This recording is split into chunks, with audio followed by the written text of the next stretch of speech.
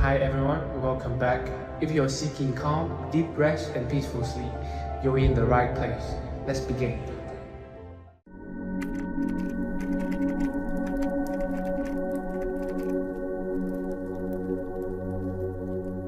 Welcome, friend, to another journey together. We're so glad to have you here. Tonight, we will explore profound teachings drawn from ancient wisdom of Zen masters, lessons passed down in quiet temples and mountain retreats. If you'd like, feel free to share what time it is and where you are listening from. I'll be sharing a hand-picked selection of Zen stories, each one a doorway into a deeper understanding of the mind, each one shaped to guide you gently away from tension, overwhelm, and restless thought. These aren't just tales, they're tools, ancient and enduring, that can change the way you experience discomfort, confusion, and the persistent longing for something different. They remind us of what the old teachers knew well, that clarity doesn't come from solving the puzzle of life, but from stepping outside of it. As Dogen once said, to study the way is to study the self. To study the self is to forget the self. As you listen, you may begin to feel something shift. Thoughts may soften, the noise within may begin to fade, and a quiet understanding may begin to rise. Let it. It's what you came here for. So settle in. Let yourself fully arrive. Take one slow breath with me, and as you exhale, open yourself to the teachings that have patiently waited, not to be understood by the mind, but to be remembered by something deeper. Let us now explore a story about the profound nature of silence and the wisdom that emerges when we quiet the restless mind. In ancient Japan, a young and ambitious student approached his master, the renowned Zen teacher, Bankei. The student's eyes burned with intellectual fervor, his mind racing with questions and doubts that had plagued him for months. "Master," he said, bowing deeply but with visible agitation, "I have heard the famous koan about the sound of one hand clapping. I have meditated on it tirelessly, analyzed it from every angle, yet enlightenment continues to elude me. I fear I am wandering down the wrong path entirely." Bankai observed his student with eyes that held the depth of still water.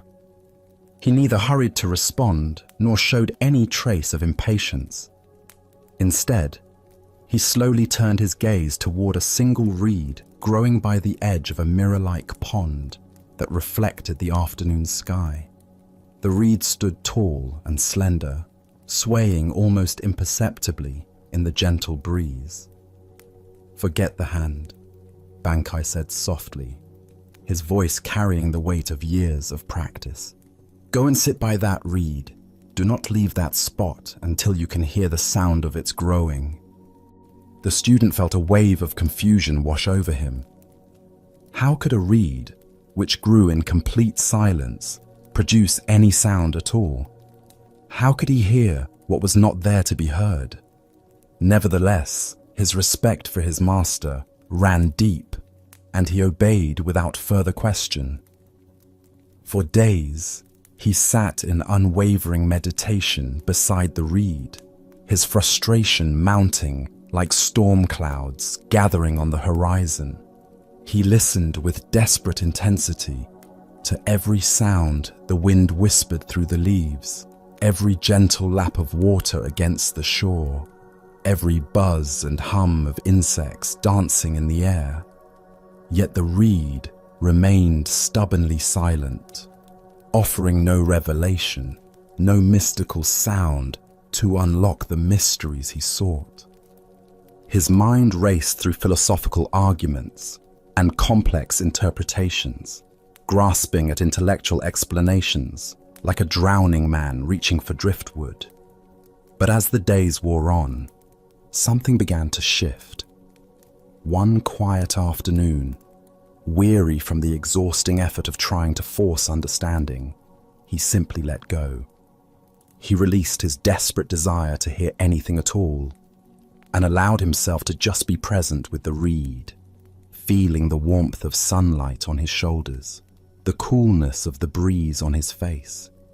In that moment of profound stillness, when all striving ceased, a deep sense of peace washed over him like gentle waves. He became one with the reed, the pond, the sky, and the very air itself. When he finally returned to Bankai, his demeanor had transformed completely. Gone was the anxious seeker, replaced by someone who carried stillness within himself. "Master," he said, with a bow that emanated genuine reverence, "I have listened." Bankai smiled, recognizing immediately the quality of silence that now surrounded his student. "And what did you hear?" "I heard the silence from which all sounds are born," the student replied, his voice carrying new depth. "The sound of one hand was never the true teaching. The real lesson was to stop the endless clapping of my own mind." Buddha's wisdom reminds us, better than 1,000 hollow words is one word that brings peace. The heart of this lesson lies in understanding the difference between the noise of seeking and the silence of finding. We live in a world that has trained us to believe that answers come through more thinking, more analysis, more mental effort. Yet Zen reveals the opposite truth. The deepest wisdom emerges not from the accumulation of thoughts, but from their gentle cessation. Why do we struggle so profoundly with inner silence? Zen Buddhism points to the restless nature of what is called monkey mind, the chattering, jumping, never settling quality of ordinary consciousness. This mental activity feels productive because it gives us the illusion of progress, the sense that we are working toward understanding. But this very effort often becomes the obstacle to the peace we seek. Consider how often throughout your day your mind resembles that young student's frantic searching. When facing a difficult decision, do you find yourself endlessly weighing options, analyzing possibilities, seeking more information? When experiencing emotional pain, does your mind immediately begin constructing elaborate explanations, assigning blame, or devising strategies for avoidance? This mental churning, while sometimes necessary for practical matters, often drowns out the subtle voice of intuitive wisdom that whispers beneath the noise. Zen master Huangpo taught, "The foolish reject what they see, not what they think. The wise reject what they think, not what they see." The reed's teaching isn't heard through thinking about growing. It's perceived through intimate presence with the mystery of growth itself. This points to a fundamental distinction in Zen between conceptual understanding and direct experience. The sound of the reeds growing represents all the subtle wisdom available to us in each moment when we're not lost in the commentary of our thoughts. It might be the intuitive sense of what our body needs for healing, the wordless knowing of how to respond to a loved one's pain, or the creative insight that emerges when we stop forcing solutions. These forms of wisdom speak in frequencies too delicate for the noisy mind to detect. In Japanese aesthetics, there exists a concept called mu, the pregnant emptiness that contains infinite possibility, the space between thoughts, the pause between words, the silence between musical notes. This is where the reed sound lives, not in the realm of audible vibration, but in the spacious awareness that perceives growth itself as a sacred process. Zen practice cultivates this quality of receptive listening.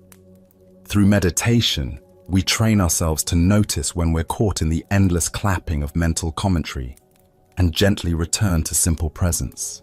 This isn't about suppressing thoughts or forcing silence, but about developing the capacity to rest in the spaces between thoughts, where deeper knowing naturally resides. Tonight, as you settle into the quiet of this moment, can you listen for the sound of your own growing? Perhaps it's the gentle expansion of your breath, the subtle wisdom arising about a relationship in your life, or simply the profound mystery of being alive and aware. As the Buddha taught, silence is an empty space. Space is the home of the awakened mind.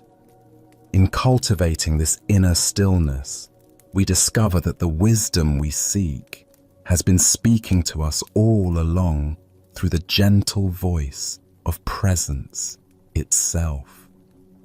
Our next story takes us to a mountain temple where a profound lesson about true value unfolds through an act that appears destructive but reveals the deepest compassion. Daigu was a Zen master who embodied simplicity in every aspect of his life. His small mountain temple contained only the most essential items: a few meditation cushions, basic cooking utensils, and simple robes worn thin from years of use. The governor of the province, a man of wealth and sincere devotion to Buddhist teachings, had long admired Daigu's wisdom and often attempted to express his reverence through gifts of fine silks, expensive incense, and rare delicacies. Each offering was received with gratitude but politely declined, as Daigu gently explained that such luxuries would only burden his simple practice. One autumn day, the governor arrived at the temple personally, his hands carefully cradling a beautifully lacquered box that gleamed in the afternoon sunlight. His eyes shone with particular pleasure as he approached the master. "Venerable Daigu," he said, bowing deeply, "I understand completely your reluctance to accept personal luxuries, and I deeply respect your commitment to simplicity. But what I bring today is not for you. It is a gift for the Buddha himself. This is an exquisitely carved statue of the most precious jade created by the finest artisans in the land. Please accept this offering for the temple's altar, so that all who come here may witness the beauty of devotion made manifest." Daigu observed the governor's sincere face and genuine desire to honor the Buddha. The man's devotion was unmistakable, his generosity flowing from a pure heart. After a moment of quiet contemplation, Daigu accepted the statue with appropriate ceremony.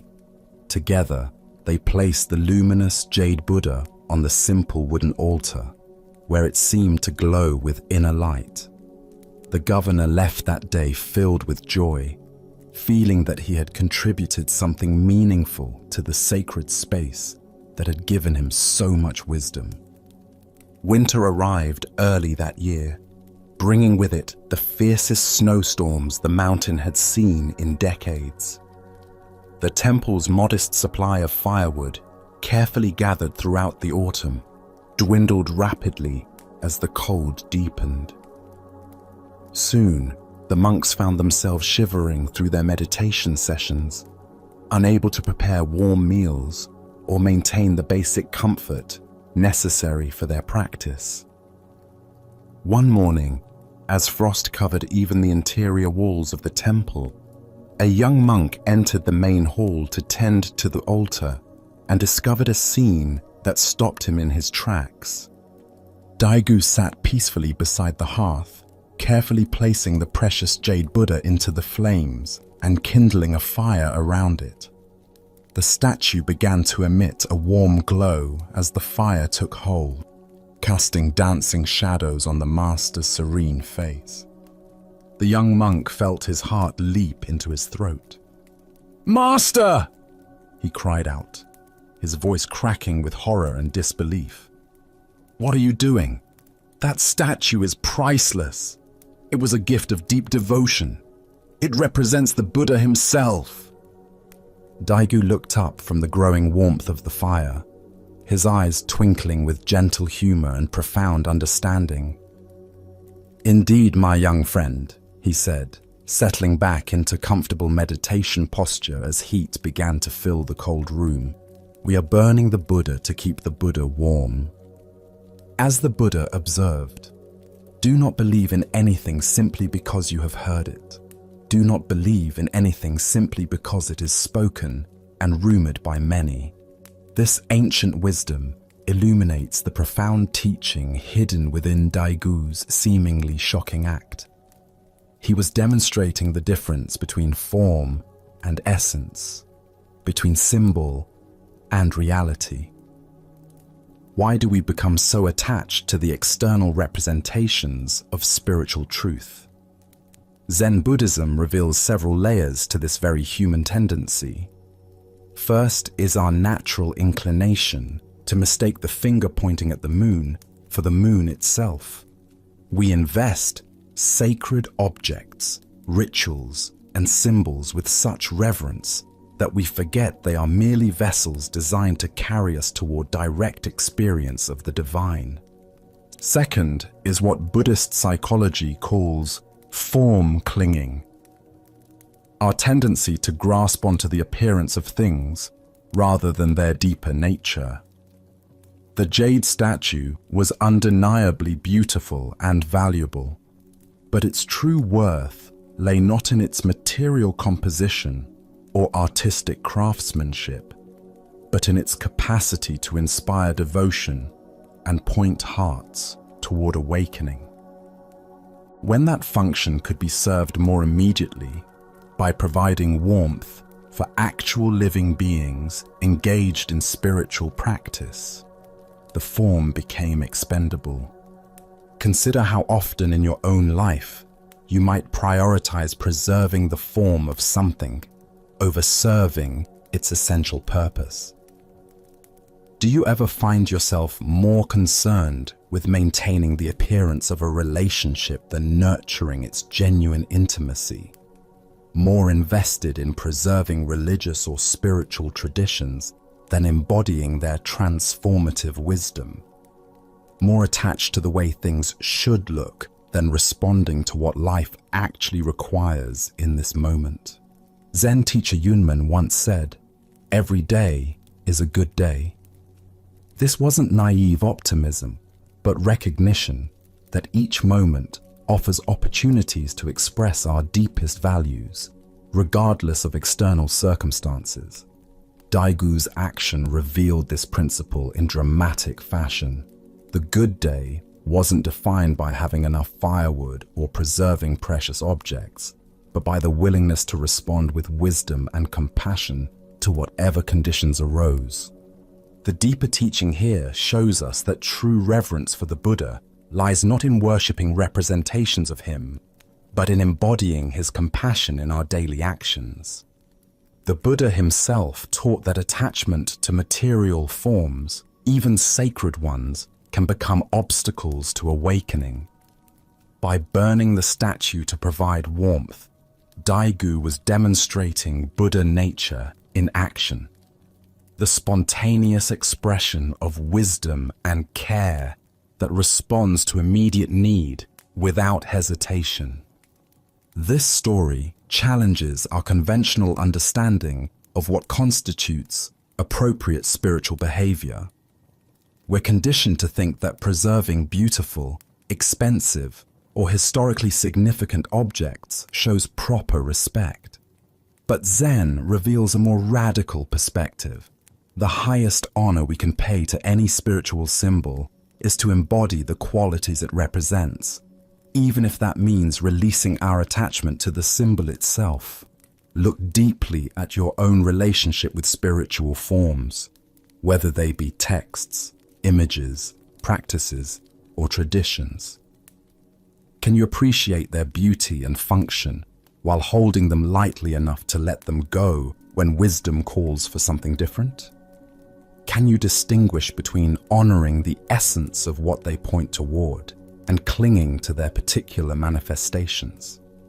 Tonight, As you consider what truly deserves your reverence and protection, remember Daigu's radical act of love. What forms might you be holding onto that no longer serve their essential purpose? What would it mean to burn your jade Buddhas in service of keeping the living Buddha of your own awakened heart warm and vibrant? Buddha spoke of this when he said, "Believe nothing, no matter where you read it or who said it, unless it agrees with your own reason and your own common sense."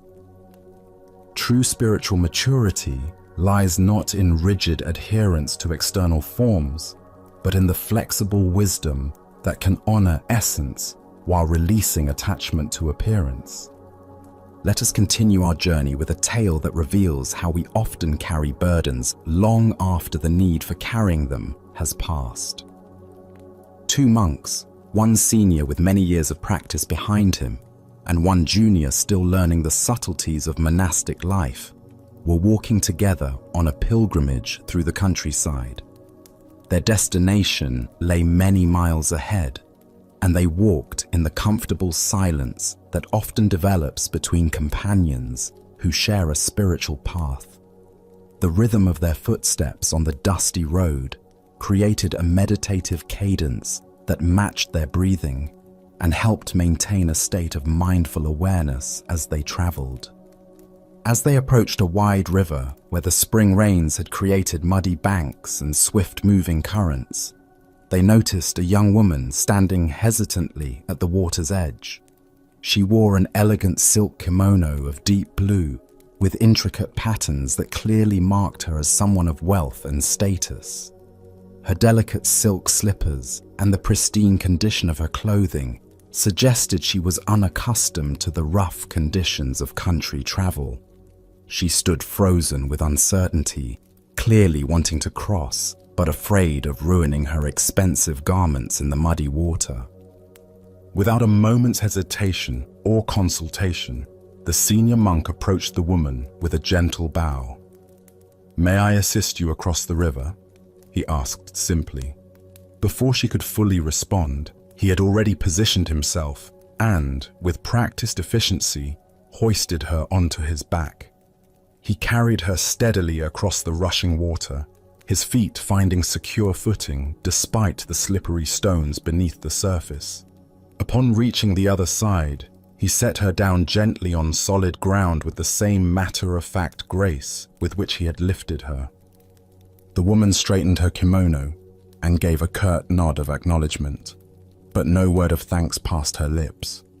Without meeting either monk's eyes, she hurried away down the path, apparently eager to put the encounter behind her and continue with her journey.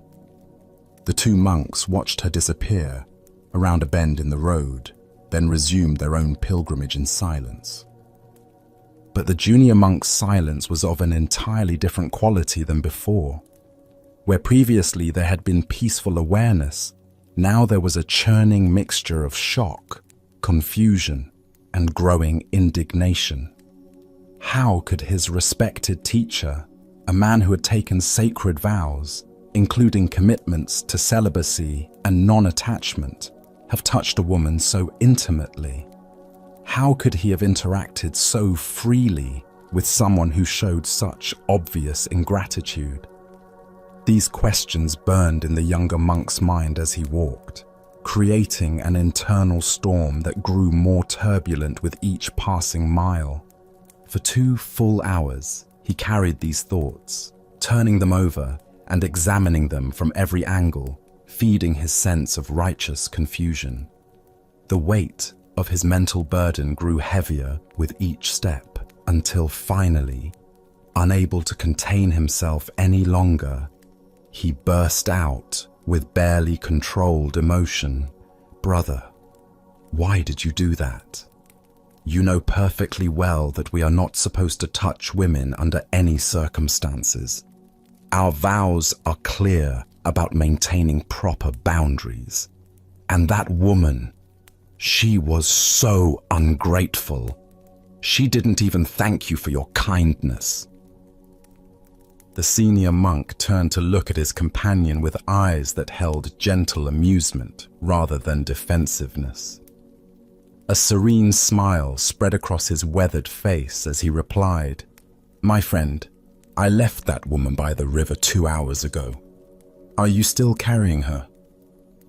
Buddha's wisdom reminds us, holding on to anger is like grasping a hot coal with the intent of throwing it at someone else.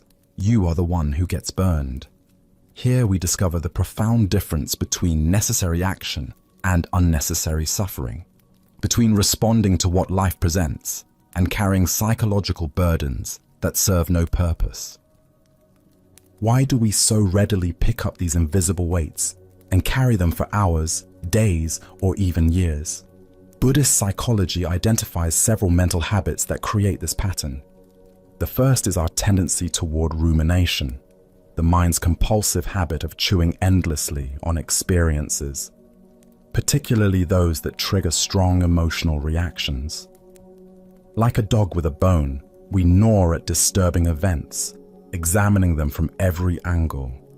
But this mental activity rarely leads to resolution or peace.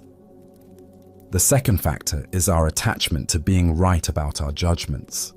The junior monk wasn't just confused by his teacher's behavior, he was invested in his interpretation of what appropriate conduct should look like. When reality didn't match his expectations, instead of questioning his assumptions, he carried the conflict internally, allowing it to poison his experience for hours. The third element is what Zen calls sticky mind. Consciousness that adheres to whatever it encounters instead of letting experiences arise and pass naturally. Like walking through a spider web, we collect psychological debris as we move through our days, accumulating resentments, worries, and preoccupations that have nothing to do with our present moment reality. Consider how often throughout your day you find yourself carrying people or situations long after your actual interaction with them has ended. The coworker who didn't return your greeting this morning. Are you still puzzling over their apparent rudeness at lunchtime? The driver who cut you off in traffic. Does their inconsiderate behavior continue to irritate you hours later? The friend who made an insensitive comment last week. Do you find yourself rehearsing better responses you wish you had given? Zen Master Suzuki Roshi taught, each of you is perfect the way you are, and you can use a little improvement. This gentle paradox applies perfectly to our relationship with carrying psychological burdens. There's nothing fundamentally wrong with having emotional reactions to life events. This is part of being human. The opportunity for improvement lies in learning to put down these reactions when they no longer serve us. The senior monk's wisdom wasn't in avoiding contact with the woman or suppressing natural human responsiveness. His wisdom lay in his ability to act from compassion when action was needed, then release the entire interaction completely when it was finished. He didn't carry the woman physically beyond the river, and he didn't carry her psychologically either. This points to a crucial distinction in Zen practice between engagement and attachment. We can be fully present and responsive to whatever situation arises without becoming psychologically stuck to the outcomes or other people's reactions. The senior monk helped the woman not because he expected gratitude, but because helping was the natural expression of compassion in that moment.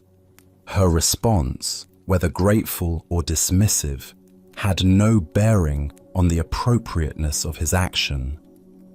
Look deeply at what you might be carrying right now that you could simply set down. What old conversations are you still rehearsing? What past hurts are you keeping alive through repetitive thinking? What future scenarios are you mentally preparing for that may never materialize? These psychological burdens are like invisible passengers we carry on our backs, weighing down our steps and obscuring our ability to be present to what's actually happening now. Tonight, as you prepare for rest, can you practice the senior monk's wisdom? Can you review the day and consciously set down any people, situations, or emotions you've been carrying unnecessarily? Can you leave at the river's edge anything that no longer requires your attention? As the Buddha taught, you only lose what you cling to. The path to freedom isn't found in avoiding life's challenges, but in learning to meet them fully and then release them completely, carrying forward only the wisdom they've offered, not the weight of their memory. Now let us turn to a story about the profound difference between receiving what others offer and accepting what we choose to take into ourselves. In ancient Japan, a famously hot-tempered young samurai sought out an old Zen master who was renowned throughout the region for his unshakable peace and wisdom. The samurai had heard tales of this teacher's ability to remain calm in any situation, and his own volatile nature had caused him so much suffering that he was desperate to learn the secret of such inner stability. The master agreed to teach him, but the first week brought nothing like what the samurai had expected. Instead of profound philosophical discussions or advanced meditation techniques, he found himself assigned to menial tasks around the temple. Each morning, he chopped wood for the cooking fires, carried heavy buckets of water from the well, and swept the temple floors with meticulous care. Day after day, his frustration mounted as he performed these humble chores, while the master seemed to pay him little attention. By the end of the week, the samurai's legendary temper had reached its breaking point. He stormed into the master's simple quarters, where the old man sat peacefully sipping tea, apparently oblivious to his student's growing agitation. "This is intolerable!" the samurai shouted, his face flushed with rage. "I came here to learn wisdom, not to be your personal servant. You are nothing but a fraud who preys on the desperation of seekers." The old master continued sipping his tea with the same serene expression he had worn all week, showing no reaction whatsoever to the verbal assault. This complete lack of response only inflamed the samurai further. He began hurling increasingly harsh insults, calling the master a charlatan, a lazy old fool, and worse. Still, the teacher's face remained as peaceful as a still pond, unmarked by even the slightest ripple of disturbance. In a final explosion of fury, the samurai grabbed a handful of gravel from the garden path and hurled it directly at the master. The small stones struck the old man's robes and scattered harmlessly to the floor around his meditation cushion. Not once did the master flinch or show any sign that he had even noticed the physical attack. When the samurai's rage had finally exhausted itself, the master set down his teacup and looked at him with eyes that held no trace of anger or judgment.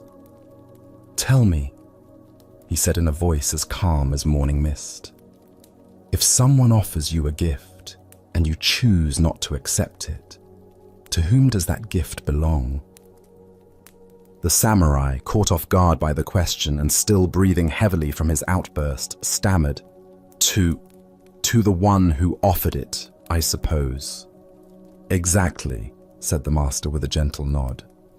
"I do not accept your anger, your insults, or your violence. They remain entirely yours." He then pointed to a large, smooth river stone that sat near the temple steps, polished by countless years of wind and water. "Your mind can learn to be like that stone. The fiercest winds can howl around it. The heaviest rains can beat upon it. The most scorching sun can bake it throughout the day. Yet the stone remains unchanged, not because it is unfeeling or unaware, but simply because it rests in its own true nature, unmoved by the constantly changing weather that surrounds it. The master's voice took on an even gentler quality as he continued. Your anger, your frustration, your need to lash out, these are simply weather patterns moving through your inner landscape. They are not who you are, any more than a thunderstorm is the essential nature of the sky. You can learn to observe these emotional storms without being swept away by them, to let them pass through your awareness without allowing them to disturb your fundamental peace. The samurai stood in stunned silence, feeling the heat of his rage suddenly cooled by the profound stillness that emanated from his teacher. For the first time in his adult life, he understood what true strength looked like. Not the ability to overpower others through force or intimidation, but the capacity to remain unshakable in one's own center, regardless of external circumstances. He bowed deeply, finally ready to begin the real learning he had come to find. The Buddha once said, "You will not be punished for your anger. You will be punished by your anger." What emerges from this story is the revolutionary understanding that we have complete choice over what we allow into our internal experience, regardless of what others may offer us through their words or actions. Why do we so automatically accept the emotional gifts that others thrust upon us? Zen Buddhism points to several deeply conditioned patterns that make us vulnerable to taking on others' anger, criticism, or negativity. The first is our identification with the ego self that feels compelled to defend itself against any perceived attack. When someone offers us the gift of their anger, our defensive mechanisms kick in automatically, and we accept their offering by generating our own anger in response. The second factor is what Buddhist psychology calls emotional contagion, our tendency to unconsciously mirror the emotional states of those around us. Just as we might catch a cold from someone who sneezes near us, we often catch emotional states from people who express them in our presence. But unlike physical contagion, emotional contagion requires our participation, though this participation usually happens below the level of conscious awareness. Consider how often throughout your day you find yourself accepting gifts you never asked for. When a frustrated colleague snaps at you, do you automatically accept their irritation and make it your own? When someone criticizes your work, do you take their judgment inside yourself and begin to doubt your abilities? When a family member expresses disappointment in your choices, do you accept their disappointment as evidence that you should feel guilty? Zen teacher Byron Katie teaches, defense is the first act of war. Every time we accept someone else's emotional offering and respond defensively, we enter into a kind of psychological warfare that can escalate indefinitely. The master in our story demonstrates a completely different approach. The radical refusal to participate in emotional exchanges that serve no constructive purpose. This doesn't mean becoming cold, unfeeling, or disconnected from others. The stone in the story isn't depicted as frozen or dead, but as naturally stable, resting in its essential nature while remaining fully present to its environment. Similarly, we can develop the capacity to remain centered and responsive without automatically absorbing and reflecting back every emotional energy directed toward us. The deeper teaching here shows us that true strength lies not in our ability to defend ourselves against others' negativity, but in our capacity to remain grounded in our own inner peace regardless of external turbulence. This requires developing what Zen calls don't know mind, the willingness to question our automatic assumptions about what others' behavior means about us or requires from us. Look deeply at your own patterns of accepting unwanted gifts. What emotional offerings do you find most difficult to refuse? Criticism, anger, anxiety, guilt, drama.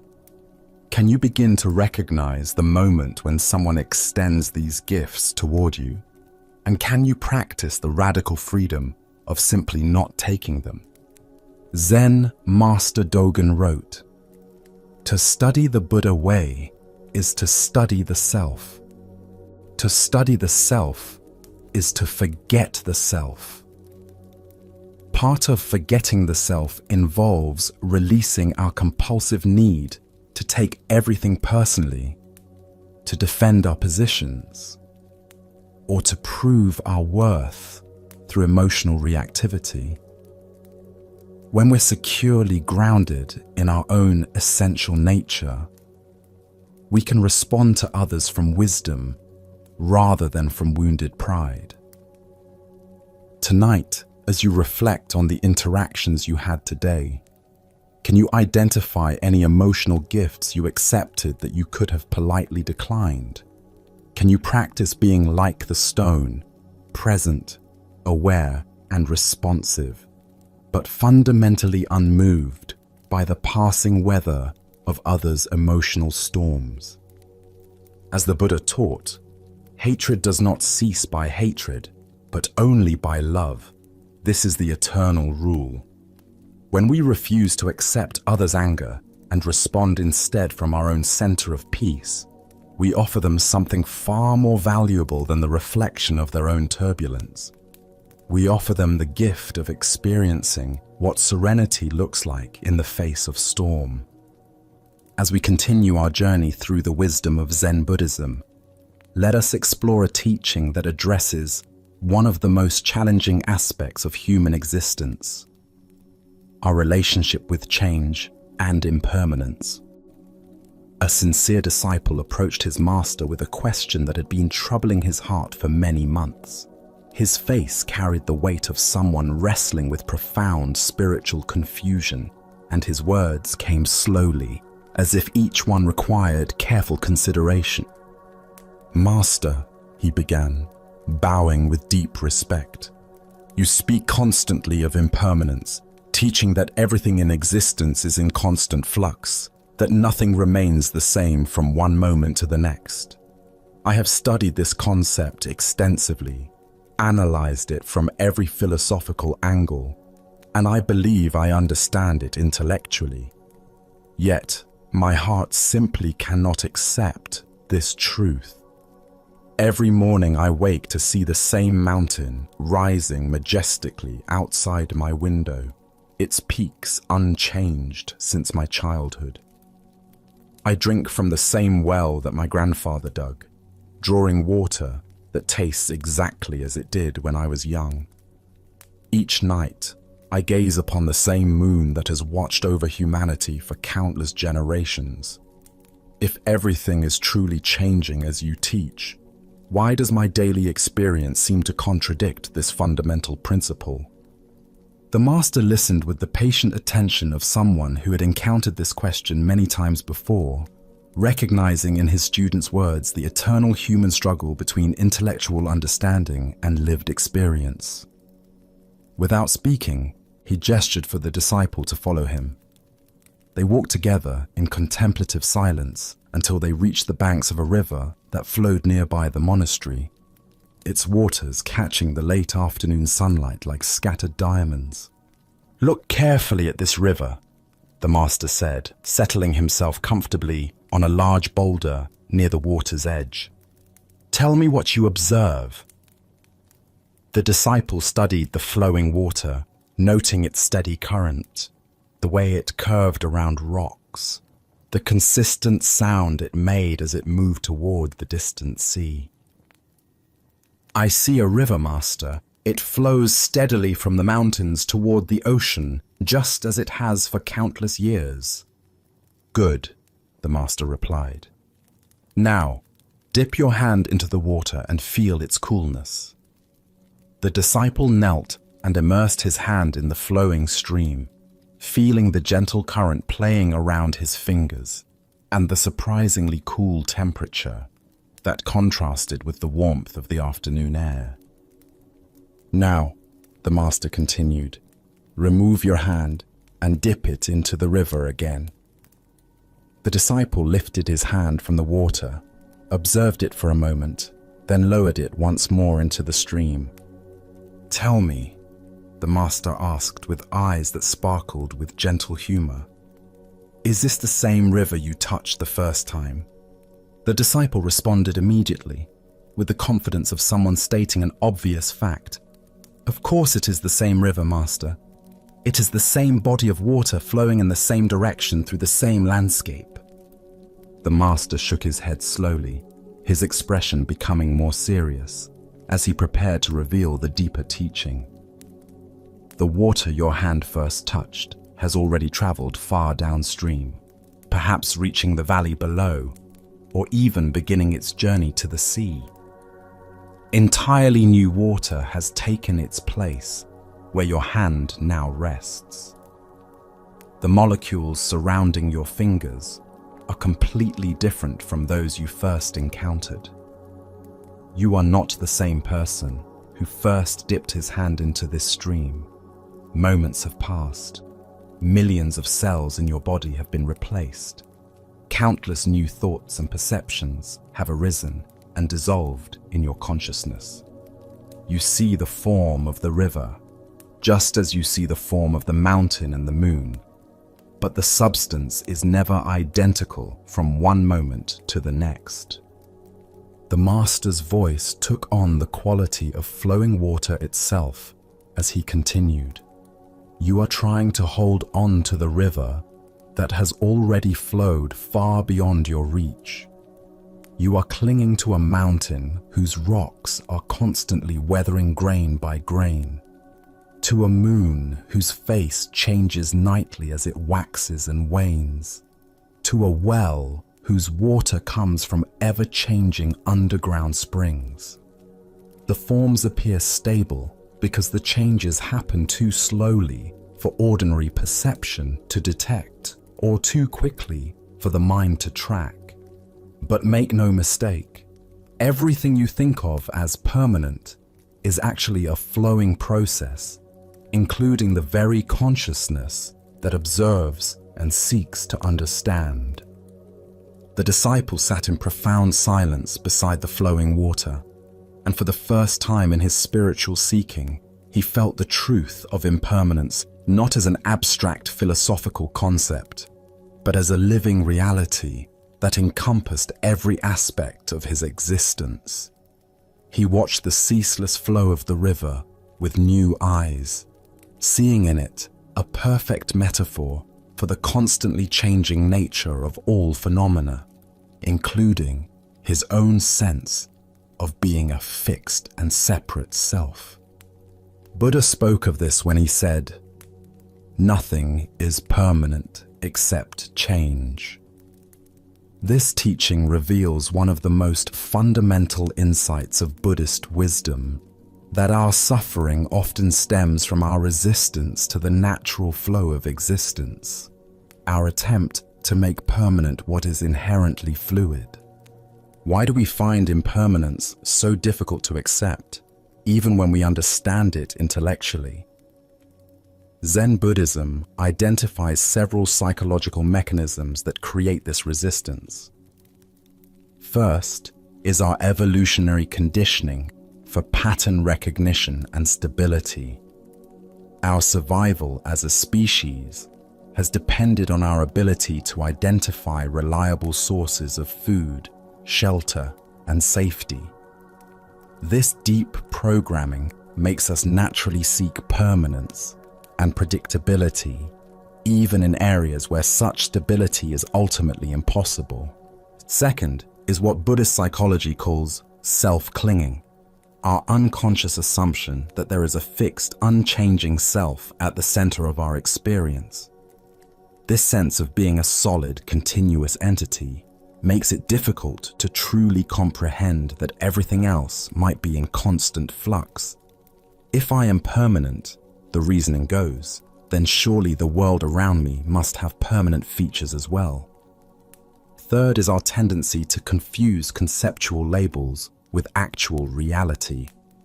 We create mental categories like river, mountain, and moon, then assume these labels refer to static objects rather than dynamic processes. Language itself reinforces this illusion by using nouns to describe what are actually ongoing verbs. There is no river, only rivering, no mountain, only mountaining. Consider how this insight might transform your relationship with areas of life where you experience resistance or suffering. Are you holding on to a relationship that has fundamentally changed, trying to make it conform to what it once was? Are you clinging to an identity or role that no longer fits who you are becoming? Are you resisting aging, career transitions, or changes in your physical or mental capabilities?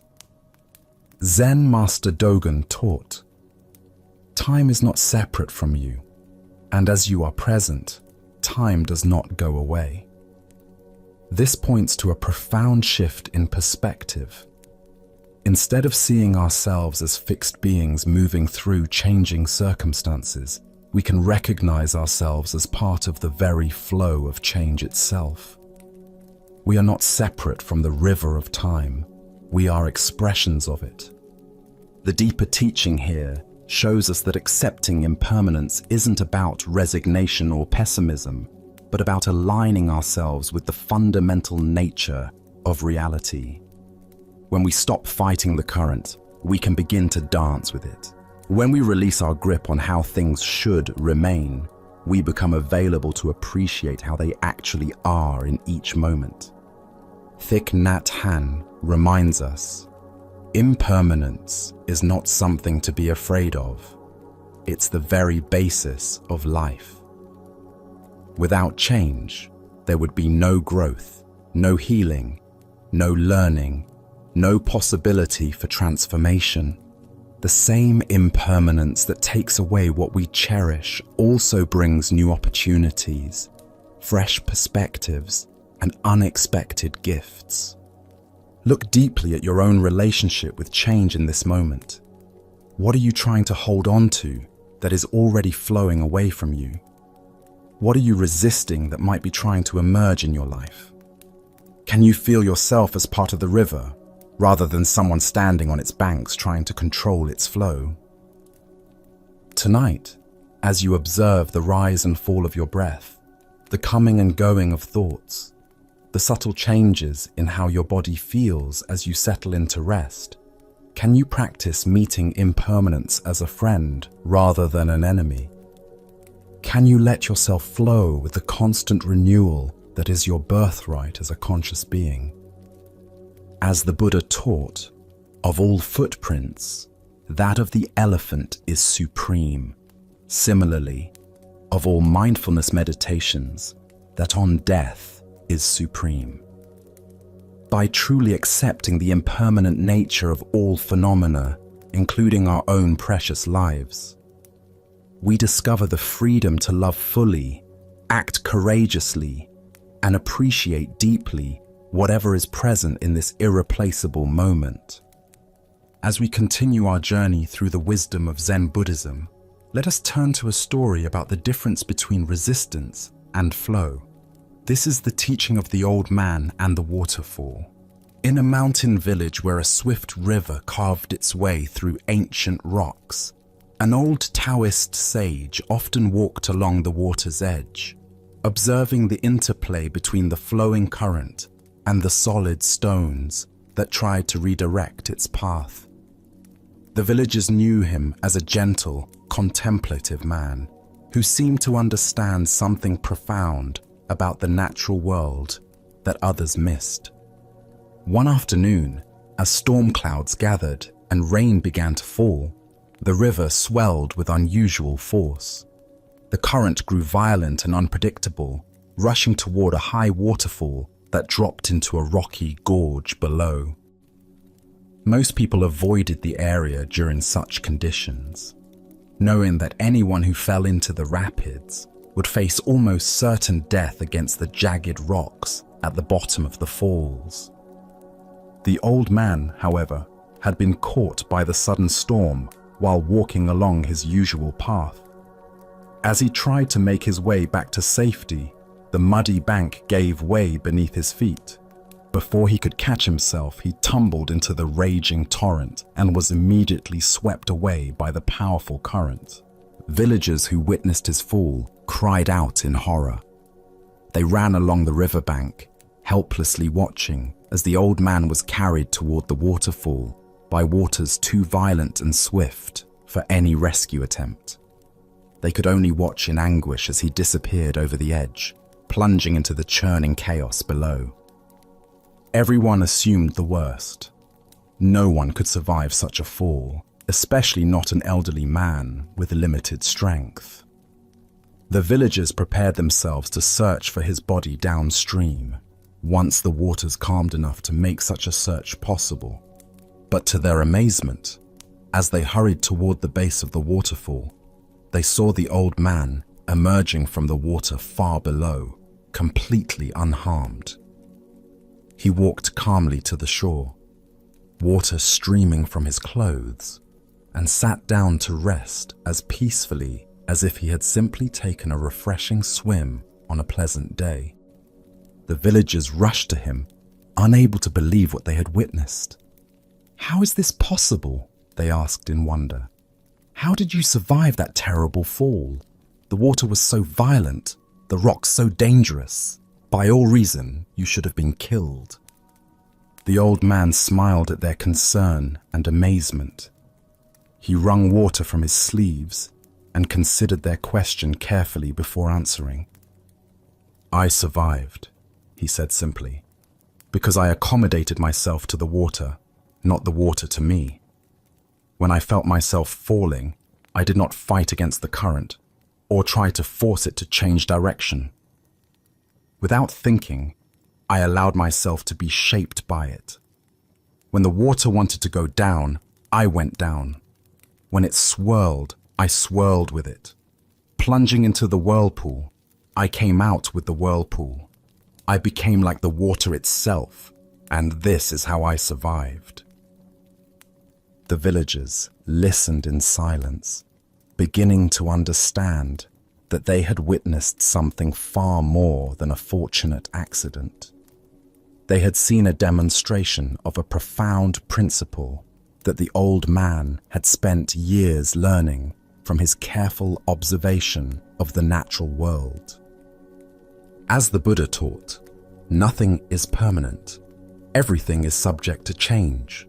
Being is always becoming.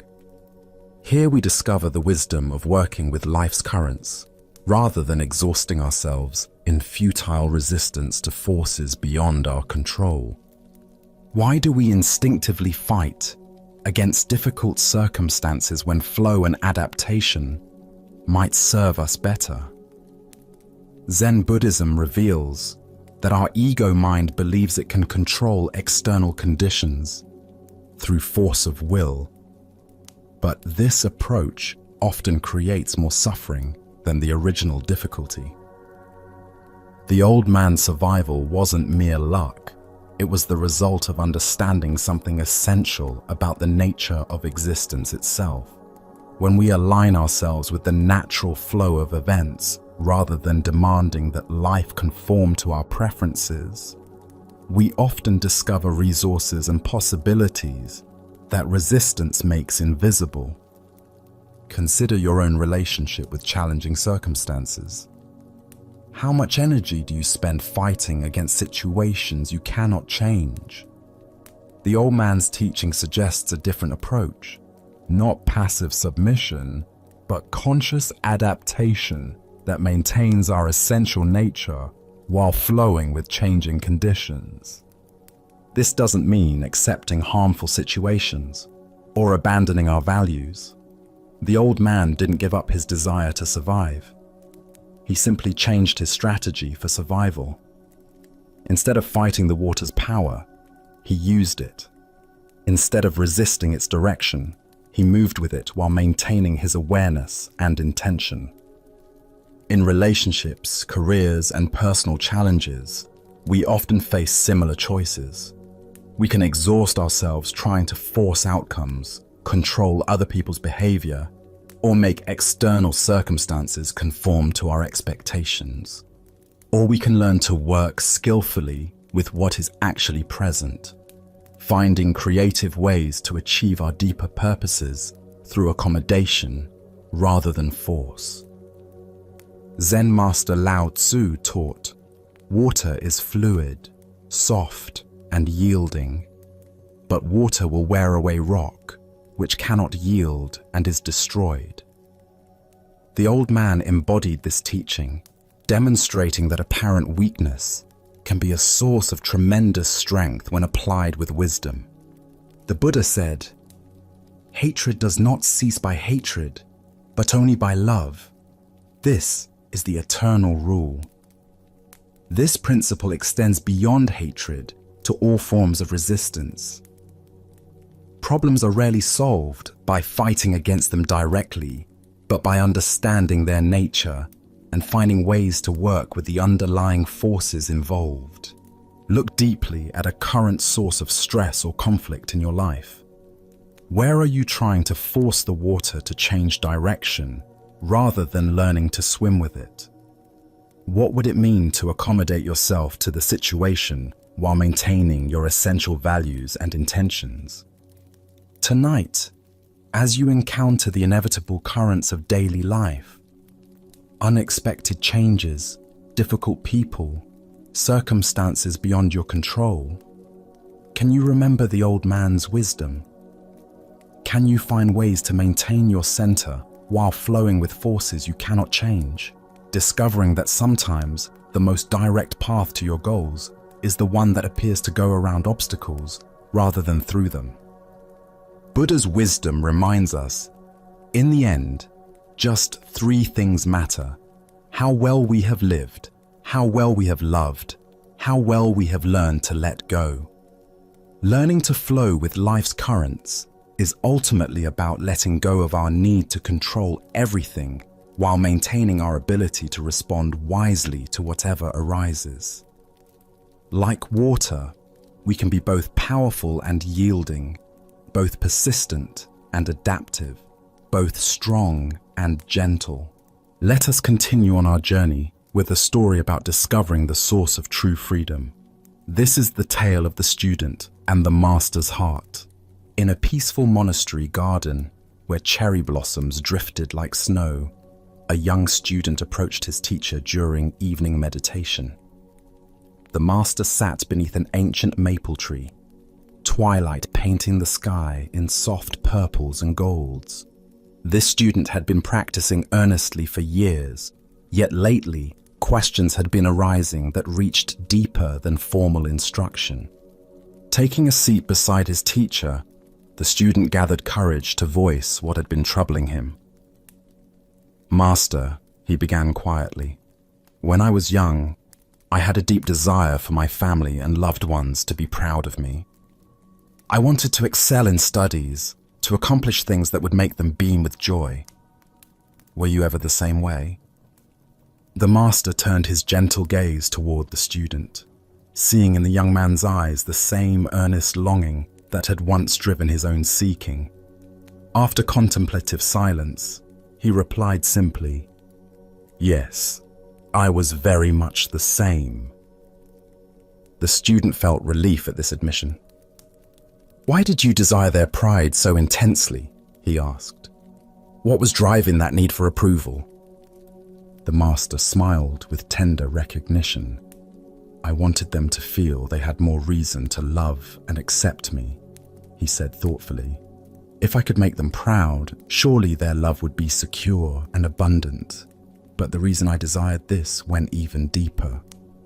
The student leaned closer, sensing they were approaching something essential.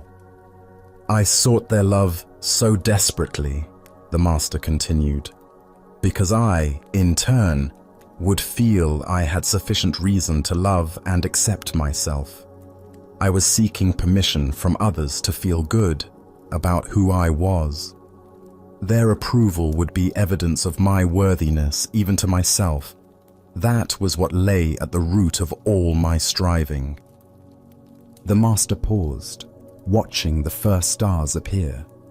But then one day, I awakened to a revolutionary possibility. I realized I could ask myself a different question.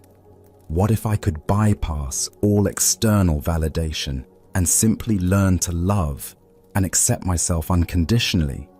What if I didn't require anyone else's approval to feel genuinely good about my existence? The student felt something shift in his chest as these words settled.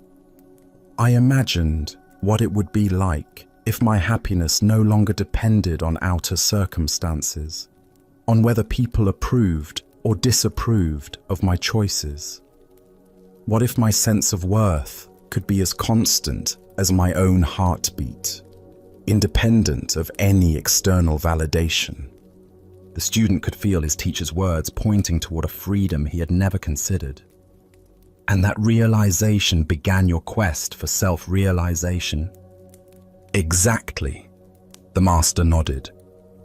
That was when my true spiritual journey began, not with seeking something outside myself, but with discovering what was already complete within.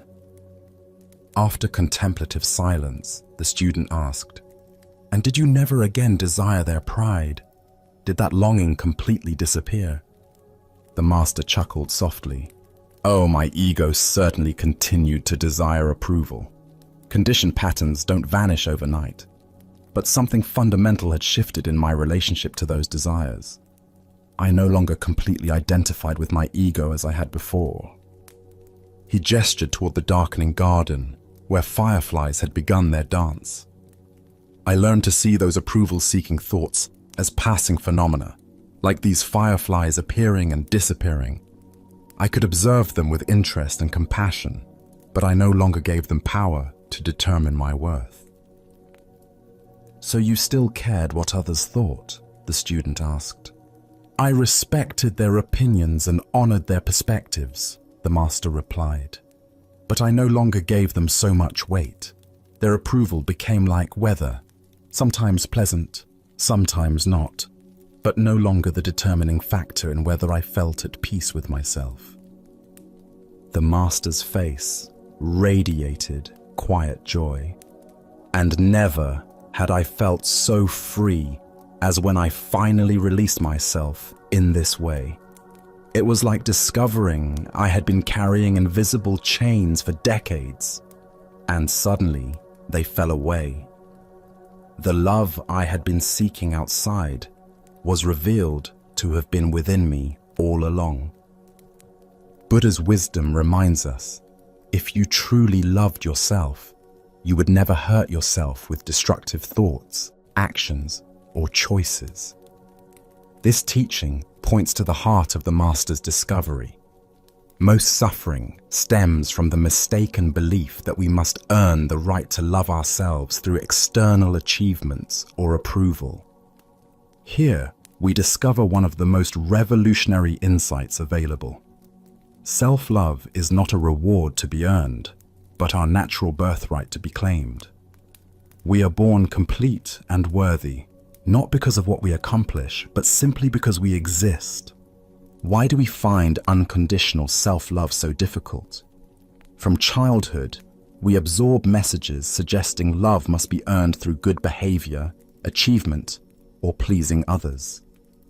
We learn to treat ourselves the way we were treated, often with criticism and conditions. These patterns become so familiar that unconditional self-acceptance feels foreign. Our culture intensifies this conditioning by promoting the myth that happiness comes from external sources. Each message reinforces the delusion that we are incomplete as we are. Consider how much mental energy goes toward managing others' opinions. How often do you modify authentic expression to gain approval? How much self-worth depends on external feedback rather than internal recognition of inherent value? When we love ourselves unconditionally, we create a foundation of fulfillment, that allows us to enjoy others' affection without depending on it. We can receive compliments with gratitude rather than desperate hunger, and handle criticism without devastation, because our core worth remains untouched. The Buddha said, "You can search throughout the entire universe for someone more deserving of your love and affection than you are yourself, and that person is not to be found anywhere. You, yourself, deserve your love and affection." This isn't narcissism. It's recognition of fundamental truth about consciousness itself. Tonight, as you rest in this moment's quiet, can you sense the presence that is reading these words? This awareness that knows your thoughts and witnesses your experiences is not improved or diminished by anything that happens. It remains constant and clear, like space itself. What would it be like to treat this aware presence with the tenderness it deserves? Perhaps you could offer yourself the same patience you'd give a beloved child learning, or the same compassion you'd feel for a friend in difficulties. As the Buddha taught, hatred is never appeased by hatred. By non-hatred alone is hatred appeased. Self-criticism is never healed by more self-criticism.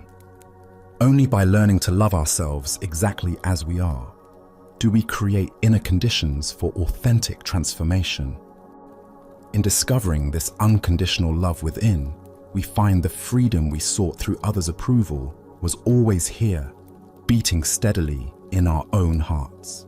Let us continue on our journey through the wisdom of Zen Buddhism with a story about the phantoms we create with our own minds. This is the tale of the haunting that was no haunting at all.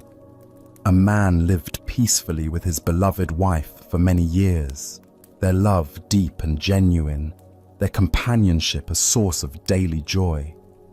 But as fate would have it, she became gravely ill. As she lay on her deathbed, her breathing shallow and her strength fading, she grasped her husband's hand with surprising force. "My darling," she whispered, her eyes filled with both love and fear. "I cannot bear the thought of leaving you, and I cannot bear the thought of you loving another. Promise me that when I am gone, you will not see any other women.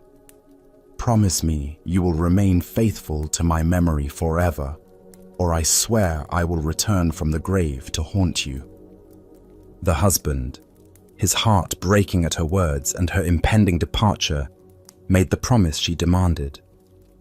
What else could he do? In that moment of grief and love, he would have agreed to anything to ease her suffering and honor their bond. For several months after her death, the widower kept his word. He avoided social gatherings, declined invitations, and turned away from any possibility of female companionship. His world became small and lonely, filled only with work and memories. But as time passed and the sharpest edge of grief began to soften, he found himself drawn back into the world of the living. It was at a local market that he met her, a kind woman with gentle eyes and a warm smile. Despite his promise to his deceased wife, he found himself drawn to this new person. Conversations led to friendship. Friendship deepened into affection. And eventually, despite his guilt and internal conflict, he fell in love again. The night he and his new love became engaged, his worst fears materialized. As he lay in bed, the room suddenly grew cold, and there before him stood the unmistakable figure of his dead wife. Her face was pale with anger, her eyes blazing with accusation. "You have broken your promise to me," she said, her voice carrying the chill of the grave. "You have betrayed our love and dishonored my memory." But what truly terrified the man was not just her appearance. It was her impossible knowledge.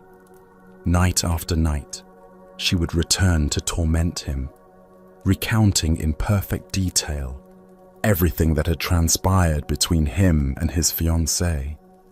She would repeat their conversations word for word, describe their private moments, reveal their most intimate exchanges. Nothing remained hidden from this ghostly presence. The haunting became so intense that the man could no longer sleep. Dark circles formed under his eyes. His hands shook constantly, and his new relationship began to suffer under the weight of his terror and exhaustion. Desperate for relief, he sought out a Zen master who lived in a small temple near the village. "Master," the man said, his voice trembling as he recounted his story, "my dead wife's ghost appears to me every night. She knows everything I do, everything I say. She repeats our conversations exactly as they happened. I am being driven to madness."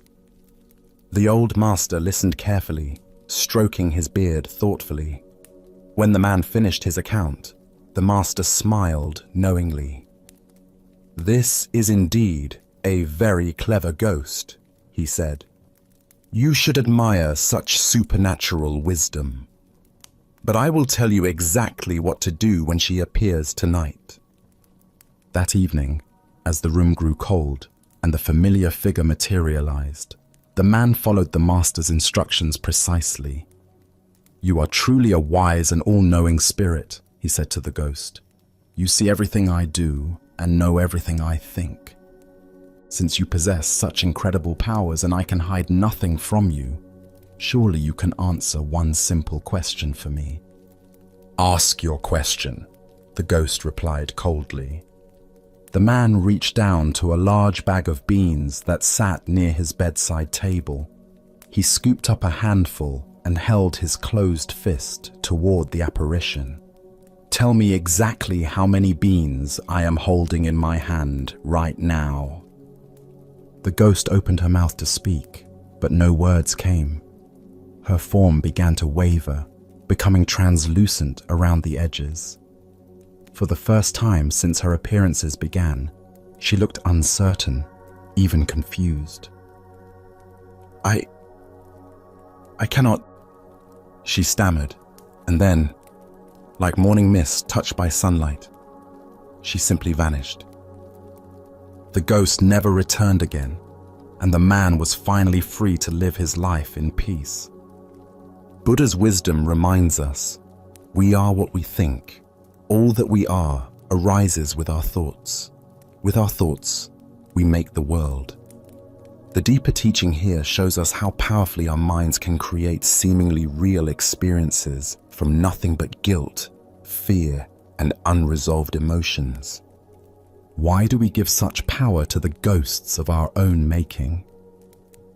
Zen Buddhism reveals that much of our suffering comes not from external forces, but from the phantoms we create through our own psychological patterns. The ghost in this story was nothing more than the man's own guilt and conditioning, projected outward and given form by his tormented mind. Consider how often in your own life you are haunted by voices that seem to know your every move, that judge your every decision, that remind you of promises you've broken or standards you've failed to meet. These internalized critics often speak with the voices of people from our past, parents, teachers, former partners, but their power comes entirely from our own minds giving them substance. The man's ghost could recite his conversations perfectly because it was his own memory playing them back to him. It knew his private moments because it was created by his own consciousness. It appeared when his guilt was strongest because guilt was its very substance. The ghost was real in its effects, but had no independent existence. In Zen practice, we learn to distinguish between what is actually present and what our minds are adding to the situation. The man was genuinely in love with a new person, but his conditioning told him this was a betrayal. His deceased wife was genuinely gone, but his unprocessed grief and guilt kept her psychologically present. The master's solution was brilliant in its simplicity. By asking the ghost to know something that existed only in the present moment, something the man's own mind couldn't possibly know, he revealed the phantom's true nature. The beans in his hand were unknown even to him until he counted them. No amount of memory, guilt, or psychological projection could provide this information. Zen teacher Charlotte Joko Beck said, "Our thoughts are just thoughts. They're not necessarily true, they're not necessarily important, and they're not necessarily ours." The ghost's accusations felt absolutely real to the man, but they were simply thoughts and emotions given form by his own mental processes. Look deeply at your own experience. What ghosts do you carry that speak with impossible authority about your worth, your choices, your future? Often these voices claim to know things they cannot possibly know. What others really think of you, what will happen if you take risks, whether you deserve happiness or love. The Buddha taught, the mind is everything. What you think you become. When we understand that we are constantly creating our experience through the stories we tell ourselves, we begin to see that we also have the power to question these stories, to test their validity, to challenge their authority over our lives. Tonight, as you notice the familiar voices of self-doubt, guilt, or fear arising in your mind, can you remember the man and his handful of beans? Can you find the courage to ask these internal critics to prove their supernatural knowledge by answering questions they cannot possibly answer? Can you recognize that the very thoughts that seem to know everything about you actually know far less than they claim? As the Buddha observed, doubt everything, find your own light. The ghosts that haunt us lose their power the moment we stop feeding them with our belief, the moment we see them for what they truly are, not supernatural visitations, but creations of our own minds that can be dissolved as easily as they were formed. Now, let us explore a Zen story about the irreplaceable nature of direct spiritual transmission. This is the tale of Bankei and the messenger. In the bustling capital city, where merchants haggled in crowded marketplaces and scholars debated in tea houses, the renowned Zen master Bankei had completed another period of teaching at one of the great temples. Known throughout the region for his profound insight and ability to point students directly toward their Buddha nature, Bankei maintained a simple practice of traveling between temples, offering instruction wherever sincere students gathered. As the master prepared to depart for his next destination, carefully folding his few possessions into a traveling bundle, a well-dressed gentleman approached him with urgent politeness. The man's fine silk robes and careful manner suggested someone accustomed to moving in aristocratic circles, likely a retainer or aide to one of the noble families that supported the temple. "Venerable master," the gentleman said, bowing deeply, "I come with a request from the Baron, a man of great learning and sincere interest in your teachings. He has heard of your wisdom and wishes desperately to meet with you personally, but urgent matters have detained him today. Would you consider postponing your departure by one day so that he might have the honor of studying with you tomorrow?" Bankei, despite his eagerness to reach the next temple where students awaited him, recognized the genuine need in the request. The path of a teacher required flexibility and compassion, even when inconvenient. "Of course," he replied simply, "I shall remain one more day." The master unpacked his bundle and settled back into the temple quarters, spending the evening in quiet meditation and preparation for what he anticipated would be a meaningful encounter with a sincere seeker. He had met many nobles over the years who approached Zen with genuine humility despite their worldly status, and he looked forward to offering whatever guidance might be helpful. The next morning arrived with clear skies and the sound of temple bells calling the community to meditation. Bankei waited in his designated meeting room as the appointed time approached. But instead of the Baron himself, the same well-dressed gentleman appeared again, this time with obvious embarrassment written across his features. "Master," the man began, his voice heavy with apology, "I bring regrettable news. The Baron was called away on urgent business that could not be delayed, matters of state that demanded his immediate attention. However, he has not forgotten his desire for your teaching. He has asked me to serve as his representative, to receive your instruction on his behalf, and carry your wisdom back to him faithfully." The gentleman paused, clearly hoping this arrangement would prove acceptable. The Baron's specific question concerns the nature of mind itself.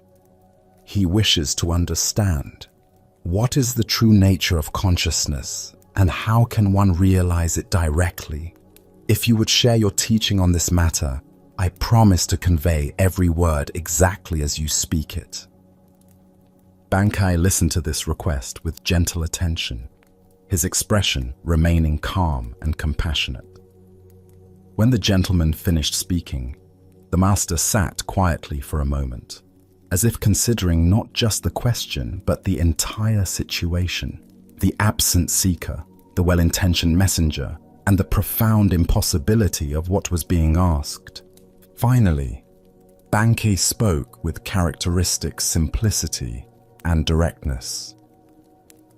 "This matter of Zen is difficult to convey even through direct question and answer, between teacher and student meeting face to face. It becomes all the more difficult, indeed impossible, to transmit through a messenger, no matter how sincere or capable that messenger might be." Having delivered this response, the master said nothing more. He simply sat in silence, embodying the very teaching he had just articulated. The gentleman waited, perhaps expecting elaboration or alternative suggestions, but none came. Eventually, finding himself speechless and somewhat confused, the gentleman bowed politely and withdrew from the temple. The Buddha once said, "Be a lamp unto yourself." This profound truth reveals itself in Bankei's gentle but firm refusal to reduce Zen wisdom to a message that could be carried by proxy. Spiritual awakening cannot be transmitted second-hand because it is not information, but transformation. Why do we often approach spiritual learning as if it were academic knowledge that can be collected and conveyed through intermediaries? Zen Buddhism teaches that awakening is not a concept to be understood, but a reality to be directly experienced. Like the taste of water to someone who is thirsty, it cannot be adequately described. It must be experienced firsthand. The Baron's question about the nature of consciousness reveals our typical approach to spiritual inquiry. We want to understand awareness intellectually, to grasp it conceptually, to possess it as knowledge. But consciousness cannot be made into an object of study because it is the very subject doing the studying. It's like trying to see your own eyes without a mirror. The seeing itself is what you are trying to see. Consider how often throughout your day you might approach spiritual wisdom as information to be collected, rather than truth to be embodied. We read books about meditation instead of meditating. We study descriptions of enlightenment instead of investigating our present experience. We seek answers about the nature of mind instead of directly examining what we call mind right now. Zen Master Dogen taught, "To study the Buddha way is to study the self. To study the self is to forget the self." This paradox points to the heart of why spiritual transmission requires direct engagement. The self that wants to understand Buddhism intellectually is the very construction that must be seen through. This seeing through happens not through accumulating knowledge, but through intimate investigation of immediate experience. The messenger in the story represents our own tendency to approach awakening indirectly. We want to understand consciousness from a safe distance, maintaining the illusion that we are separate observers studying an object called awareness. But awareness is what we are, not what we have. It cannot be possessed, understood, or transmitted because we are expressions of it. Bankei's silence after his brief explanation was itself a teaching. In Zen, silence often conveys what words cannot. The gaps between thoughts, the space between breaths, the awareness in which all experiences arise. These cannot be captured in language, but can be directly recognized when we stop trying to grasp them conceptually. This doesn't mean spiritual teaching is impossible or that teachers serve no purpose. Rather, it means that authentic teaching points students toward their own direct experience, rather than providing second-hand descriptions of someone else's realization. The teacher's role is not to deliver enlightenment, but to create conditions where students might recognize what they already are. Tonight, as you experience the simple fact of being conscious, aware of these words, aware of your body, aware of the space in which thoughts and sensations appear, can you investigate this awareness directly rather than through concepts? Can you be present to your experience rather than trying to understand it through someone else's descriptions? As the Buddha taught, work out your own salvation with diligence. The path to freedom cannot be walked by proxy. It requires your own feet, your own breath, your own willingness to look directly at what you have always been but perhaps never clearly seen. Let us continue on our journey with a teaching about the dangerous gap between conceptual understanding and lived experience.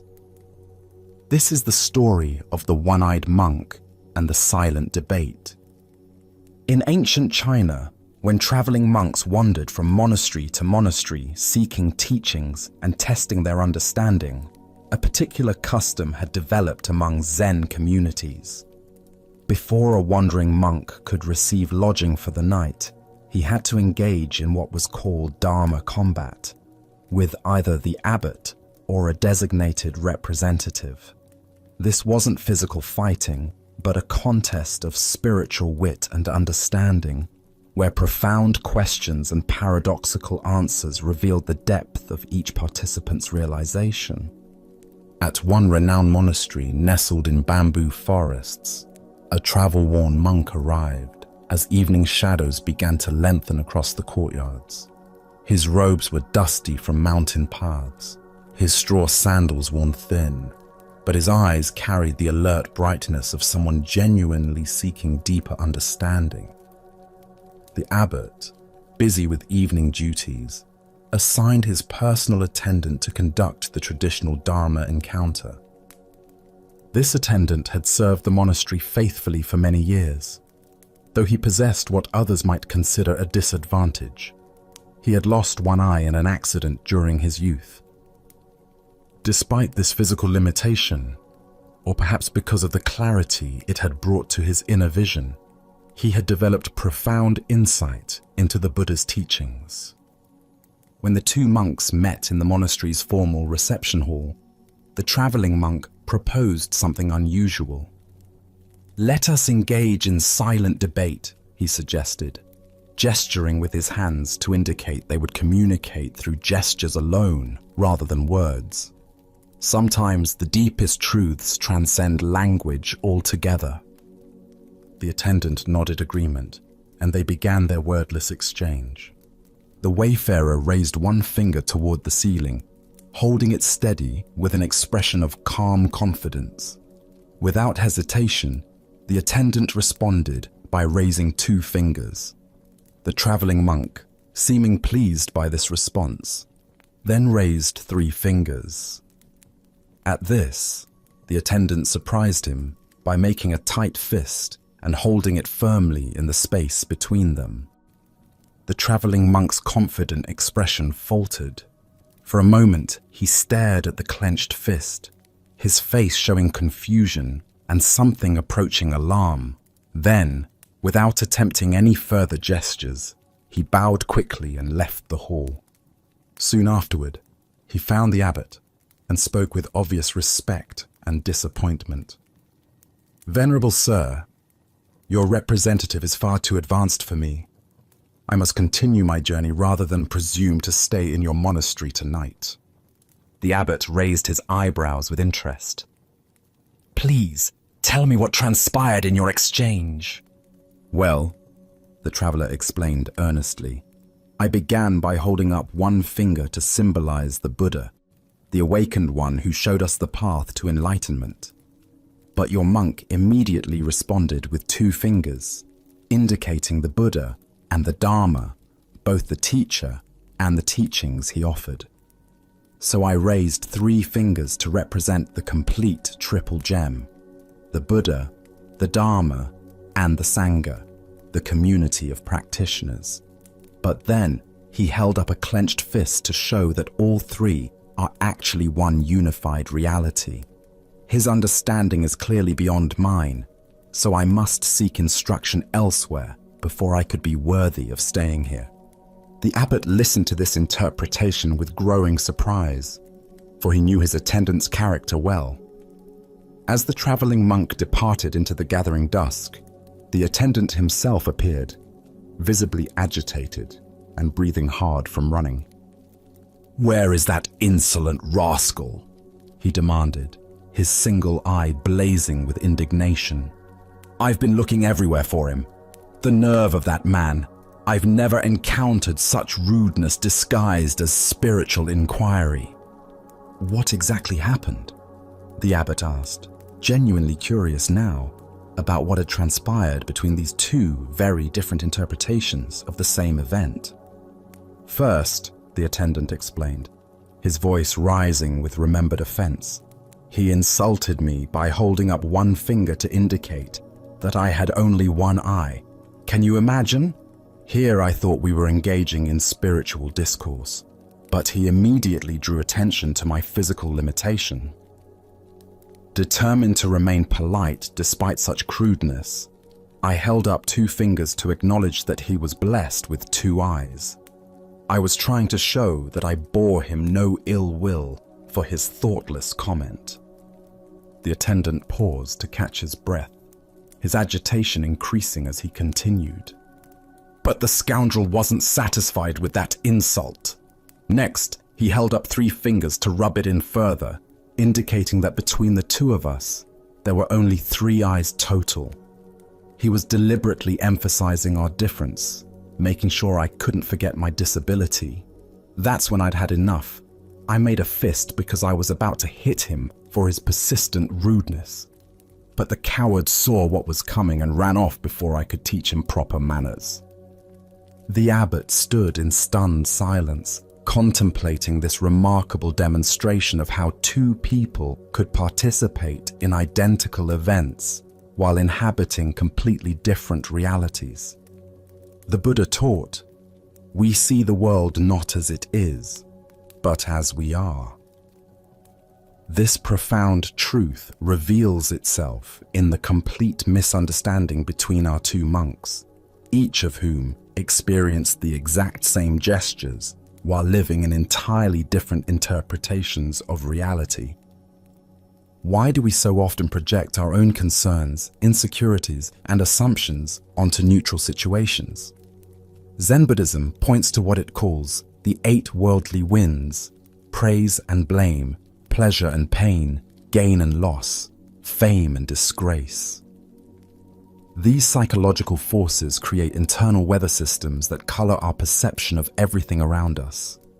The attendant's sensitivity about his missing eye created a filter through which every gesture became a personal attack. His past experiences of being judged or pitied for his appearance had created such a strong interpretive framework that he couldn't perceive any other possible meaning in the traveler's hand signals. Similarly, the traveling monk's spiritual preoccupations caused him to see profound Dharma teachings in what were actually expressions of wounded feelings and growing anger. His framework of seeking enlightened instruction made him interpret increasingly aggressive gestures as increasingly sophisticated wisdom.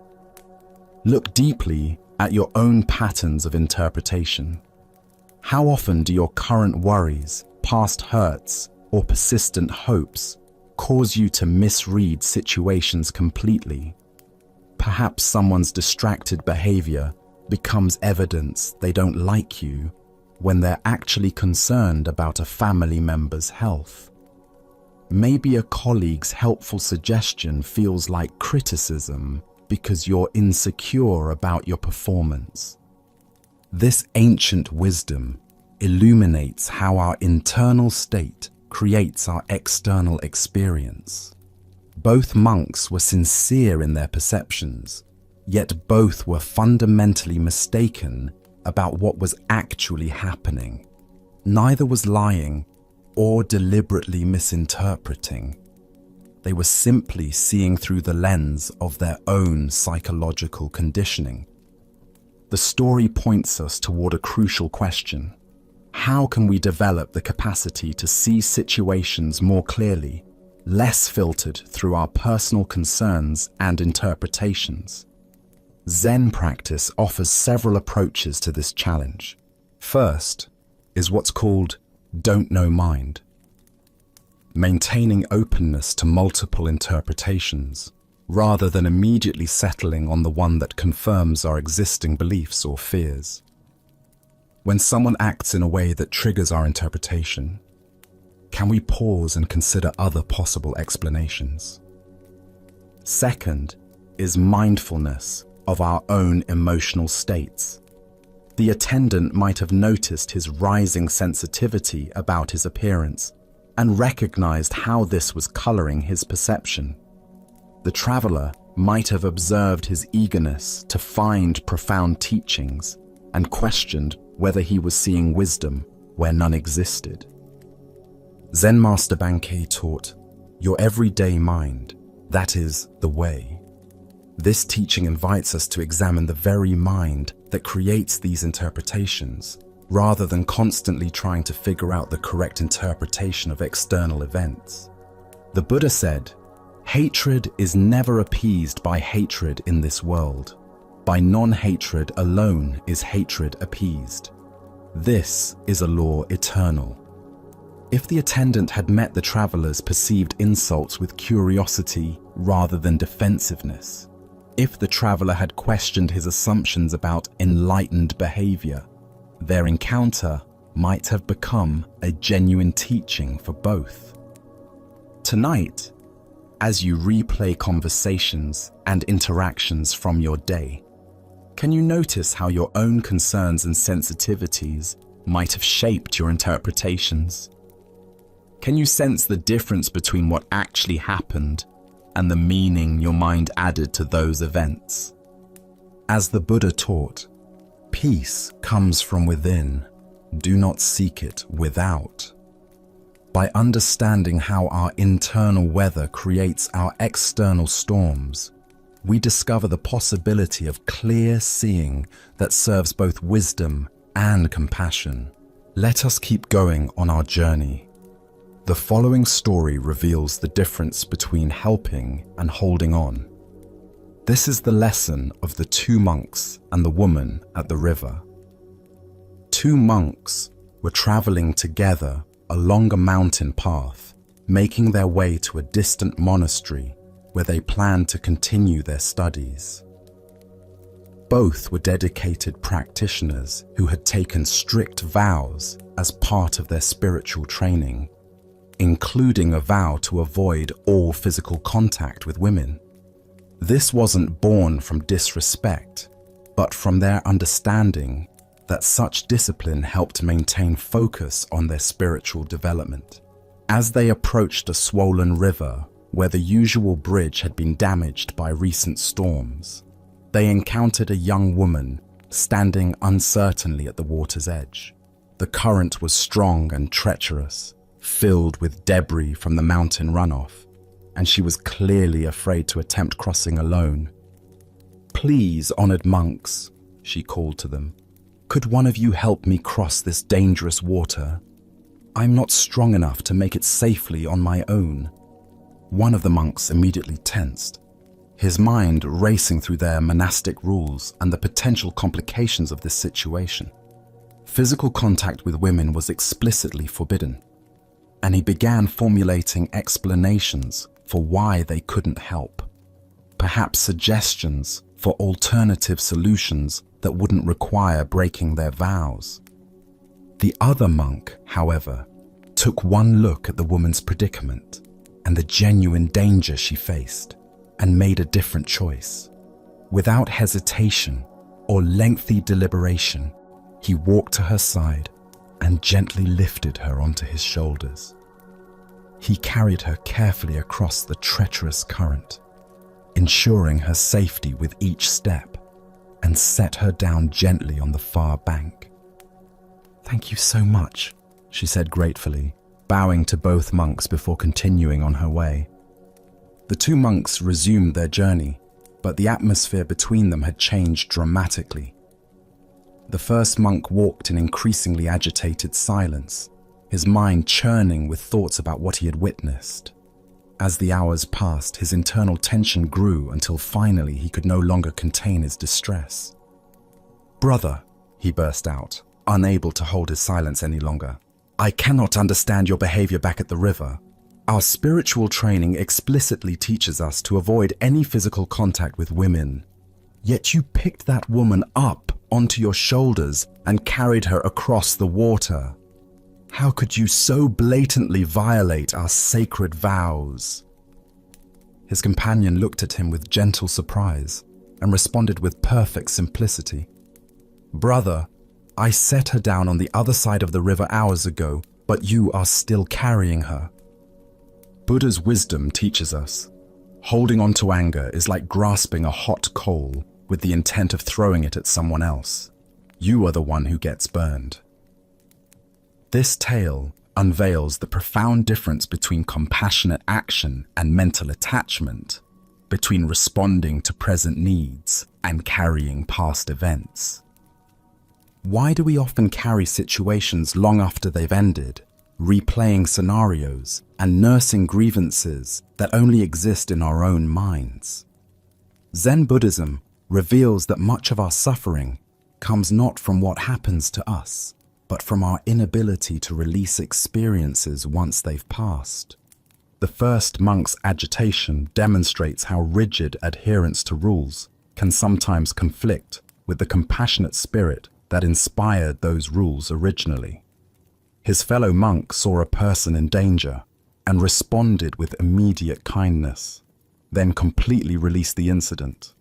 But the first monk carried the event for hours, letting it grow heavier with each step. Consider your own tendency to replay past conversations, nurse old grievances, or mentally rehearse scenarios that have already ended. How much of your mental energy goes toward carrying situations that exist now only in memory? The woman crossed the river in minutes, but the monk carried her for hours through his own thoughts. This teaching applies to far more than dramatic violations of rules. We carry harsh words someone spoke years ago, mistakes we made decades past, embarrassing moments that no one else even remembers. Meanwhile, the present moment, rich with possibility and actual experience, goes unnoticed because we're too busy carrying ghosts from the past. In Zen practice, we learn to distinguish between appropriate action and unnecessary attachment. The second monk helped when help was needed, then moved on completely. He didn't dwell on whether he'd made the right choice, worry about others' opinions, or replay the incident endlessly in his mind. Zen master Thich Nhat Hanh taught, thanks to impermanence, everything is possible. The river crossing was impermanent. It began, served its purpose, and ended. Only the first monk's attachment to the event gave it ongoing existence in the form of mental suffering. The Buddha said, "Let go of what has passed. Let go of what may come. Let go of what is happening now. Don't try to figure anything out. Don't try to make anything happen. Relax, right now, and rest." This teaching points directly to the freedom available when we stop carrying experiences beyond their natural lifespan. Look deeply at what you might be carrying unnecessarily. Old resentments, past failures, conversations that upset you, decisions you regret. All of these exist now only because you continue to pick them up and carry them. What would it feel like to set them down? The irony is profound. The monk who actually broke the rule experienced no suffering from it, while the monk who maintained perfect rule observance created hours of agitation for himself. This reveals that suffering often comes not from our actions, but from our thoughts about our actions. Tonight, as you notice your mind returning to past events, old grievances, or situations that have already ended, can you remember the wise monk's example? Can you practice setting down whatever you've been carrying unnecessarily, discovering the lightness that comes from traveling through life without the burden of yesterday's experiences? As Buddha's wisdom reminds us, in the end, only three things matter: how well we have lived, how well we have loved, how well we have learned to let go. True spiritual practice isn't about perfect rule following, but about responding appropriately to what's actually present, then releasing it completely to make space for whatever comes next. Now, let us explore a story about the difference between superficial understanding and lived wisdom. This is the tale of following the stream. In the heart of a vast wilderness, where towering pines stretched toward endless sky, two city dwellers found themselves completely lost. They had ventured into the high timber for what was supposed to be a simple day hike, but overconfidence and poor preparation had led them far from any familiar trail. For a day and a night, they wandered through the dense forest, their anxiety growing with each passing hour. The comfortable urban world they knew seemed impossibly distant. Every tree looked the same. Every path led to another confusing intersection, and their sense of direction had completely abandoned them. Just as panic was beginning to set in, they stumbled upon an old hermit sitting peacefully beside a small clearing. His weathered face spoke of years spent in solitude, and his calm presence offered immediate comfort to the desperate travelers. "How do we find our way back to civilization?" they asked urgently, their voices carrying the desperation of people who had exhausted their own resources. The hermit looked at them with kind eyes that seemed to see more than their immediate predicament. "I could tell you," he replied thoughtfully, "but you'd still get lost." The two men exchanged confused glances. This wasn't the straightforward directions they had hoped for. "What should we do?" they asked, their frustration evident. "Go with the flow," the hermit answered simply. "I beg your pardon," one of them responded, clearly expecting something more practical and specific. The hermit smiled and gestured toward a small stream that bubbled cheerfully through the clearing. "Go with the flow. You see that stream over there? Just follow it. Streams go into creeks, and creeks go into rivers, and rivers go through towns. Also, along the way you'll have water to drink and berries to eat." This practical advice made immediate sense to the lost travelers. Following water downstream was indeed a reliable way to find human settlements, and the stream would provide essential resources they needed for survival during their journey. But one of the men, perhaps having heard spiritual teachings before, asked a deeper question. Is that what Zen people mean when they say, "Go with the flow"? The hermit paused for a moment, considering this question with the same careful attention he had given their practical need for directions. "Yes and no," he replied enigmatically, and then continued along his way, leaving the two men to find their own understanding of his words. The Buddha once said, "If you understand, things are just as they are. If you do not understand, things are just as they are." This teaching points to the layered nature of wisdom that the hermit embodied in his response to the lost travelers.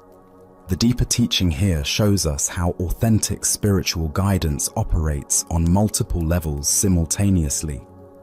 The hermit's advice was both completely practical and profoundly metaphorical.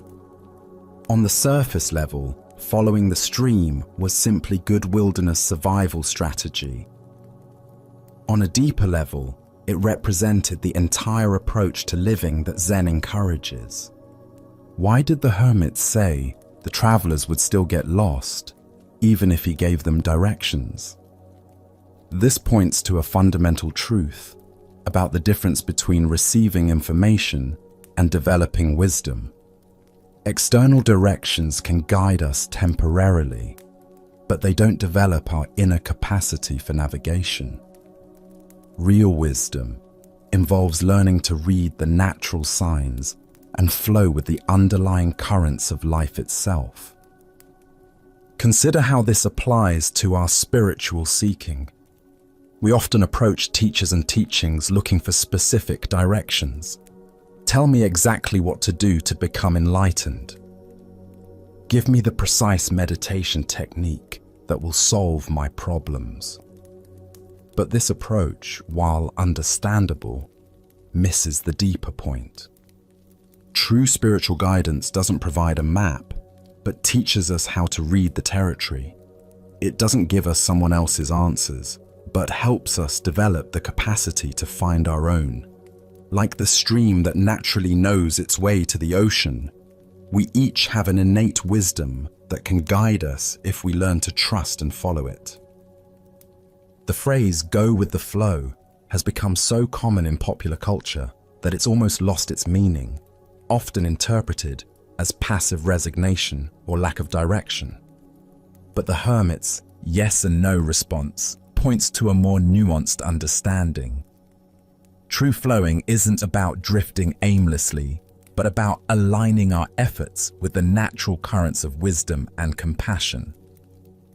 The stream represents the Tao, the natural way that underlies all existence.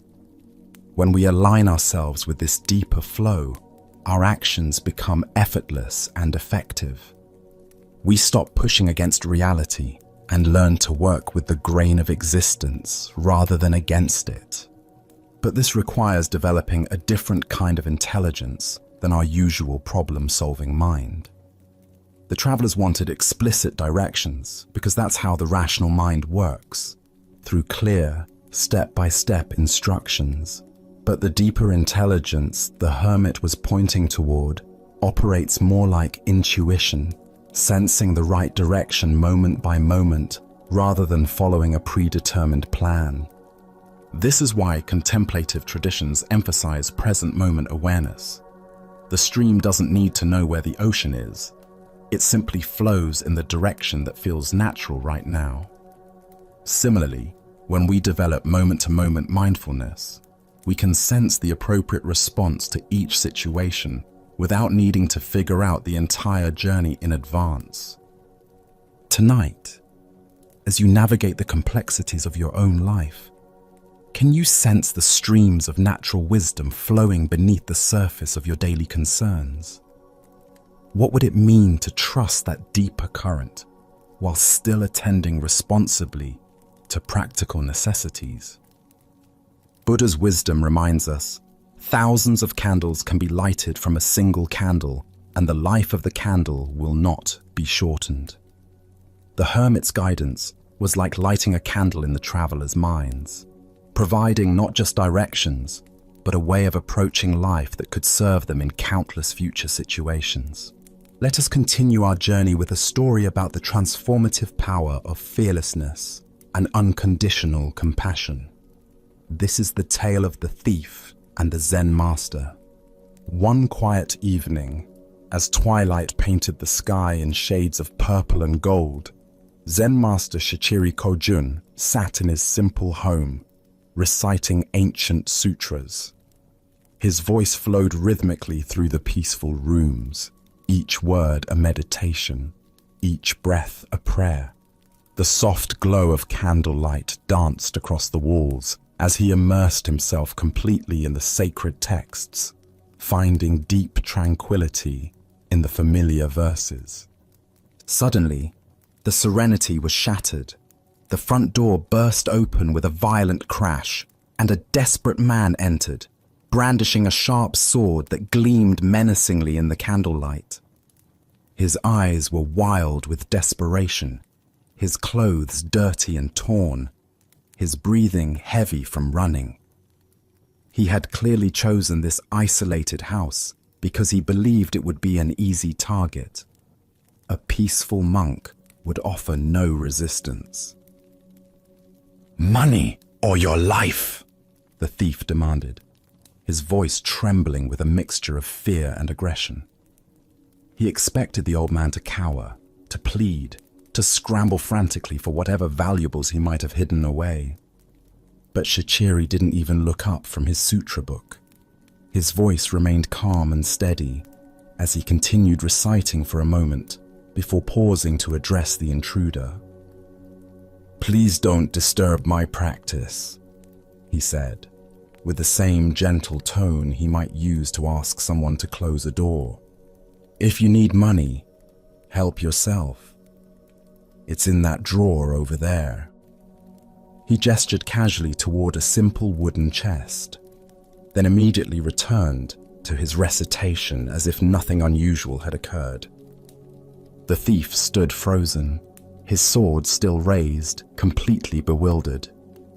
In all his years of stealing, he had never encountered such a reaction. No fear, no pleading, no anger, just matter-of-fact helpfulness, as if he were a neighbor who had stopped by to borrow something. Shaking his head in confusion, but proceeding with his business, the thief moved to the indicated drawer and began gathering the coins and small valuables he found there. The soft sound of the master's voice continued behind him, reciting sacred words as peacefully as if he were alone. Just as the thief was preparing to leave with his stolen goods, the master's voice called out again. "Wait," Shichiri said, finally looking up from his book. "Please don't take everything. I need some of that money to pay my taxes tomorrow. Leave a little for me, won't you?" The thief stared at him in amazement. Here was a man who was being robbed, calmly negotiating the terms of his own robbery, as if they were conducting normal business. Almost without thinking, the thief returned some of the money to the drawer. As he turned to leave, certain that this strange encounter was finally over, the master's voice stopped him once more. "You took my money," Shichiri called out, his tone carrying a note of reproach. "And you didn't even thank me. That's quite rude, don't you think?" This final comment left the thief completely speechless. His sword hand began to shake. Never in his most violent encounters had he been so thoroughly unnerved. Here was a man who treated robbery as if it were a favor, who was more concerned about politeness than personal safety. Thank you," the thief stammered, and then fled into the night as quickly as his legs would carry him.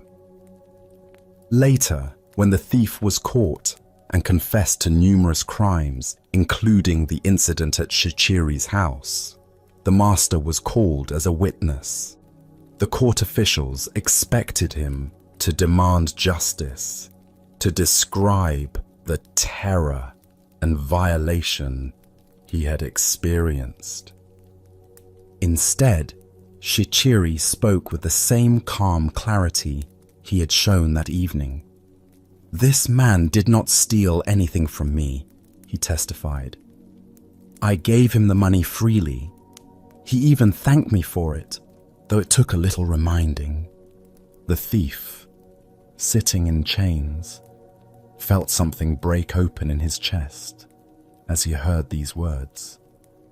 This man had not only shown him extraordinary kindness in the moment of the crime, but was now protecting him from the consequences. For the first time in years, tears came to his eyes.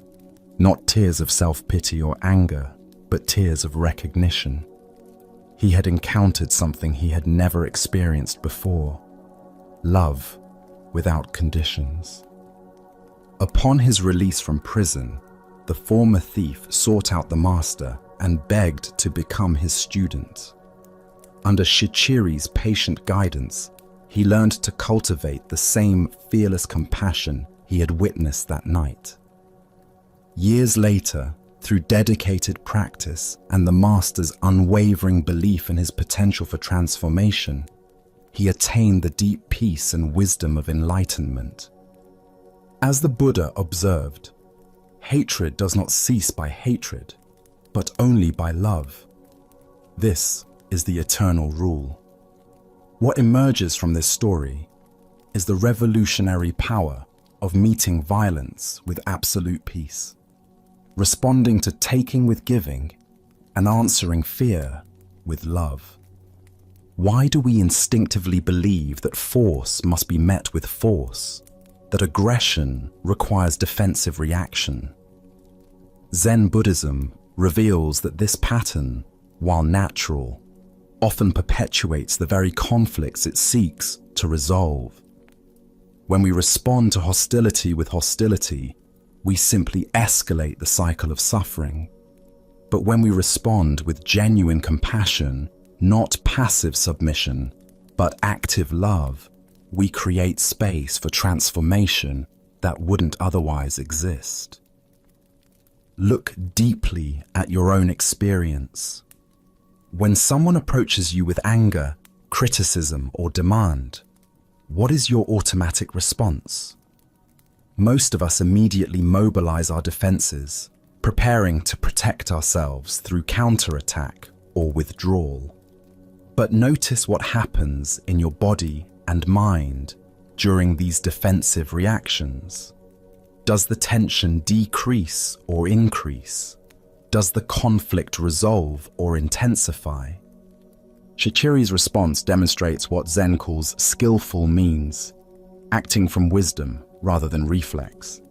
His fearlessness didn't come from being unaware of danger, but from understanding something profound about the nature of reality. He recognized that the thief's aggression arose from desperation and suffering, not from inherent evil. By refusing to see him as an enemy, Shichiri created the possibility for the thief to see himself differently. In Zen practice, we cultivate what might be called the courage of defenselessness. This doesn't mean being naive about genuine danger or allowing ourselves to be harmed unnecessarily. Rather, it means developing the confidence to respond to difficult situations from our highest wisdom, rather than our most primitive instincts. The Buddha taught, in the end, just three things matter: how well we have lived, how well we have loved, how well we have learned to let go. Shichiri embodied all three in his encounter with the thief. He lived from complete presence, loved without conditions, and let go of any attachment to his possessions or even his personal safety. Consider the people in your life who challenge you: the difficult colleague, the critical family member, the aggressive driver in traffic. What would it mean to meet their energy with the same kind of fearless compassion Shichiri showed? Not by agreeing with them or submitting to their demands, but by refusing to match their level of reactivity, by staying connected to your own center of peace regardless of their behavior.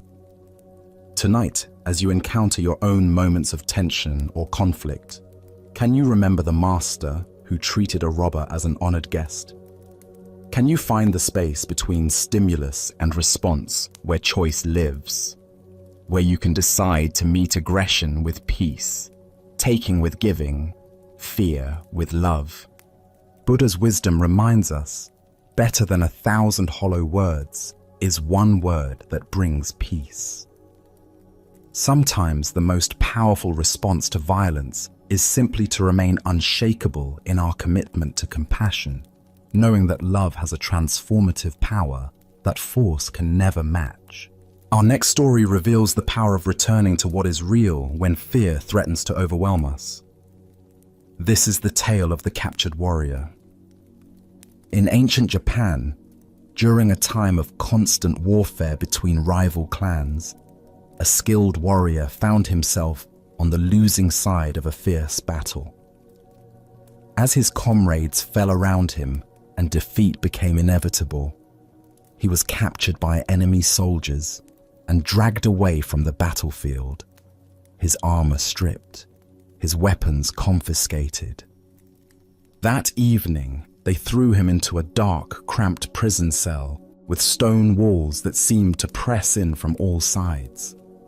The heavy wooden door slammed shut with a finality that echoed through his bones.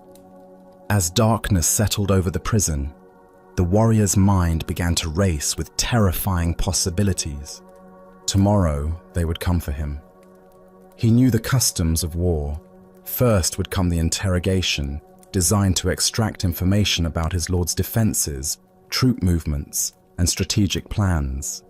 When he refused to speak, as honor demanded, they would resort to torture.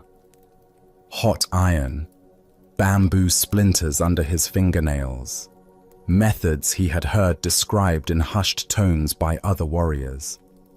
And when they had extracted what they could, or when they grew tired of his silence, would come the execution. As these thoughts consumed him, his heart began to pound so violently he feared it might burst. His breathing became shallow and rapid. Sweat beaded on his forehead despite the cool night air. Sleep seemed impossible as his mind conjured increasingly vivid scenarios of tomorrow's suffering. Hours passed in this torment. The warrior paced his small cell, sat against the cold stone wall, lay on the straw-covered floor. Nothing brought relief from the visions of impending doom that played repeatedly in his mind like a terrible dream he couldn't escape. Then, in the depths of his despair, he remembered the gentle voice of his Zen master back at the monastery where he had studied before becoming a warrior. The old teacher's words came to him as clearly as if the master were sitting beside him in the cell.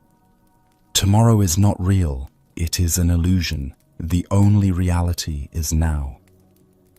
At first, the warrior's frightened mind resisted these words. How could tomorrow be an illusion when the threats were so concrete, so inevitable? But as he sat quietly and allowed the teaching to penetrate deeper, something began to shift. He noticed his breathing.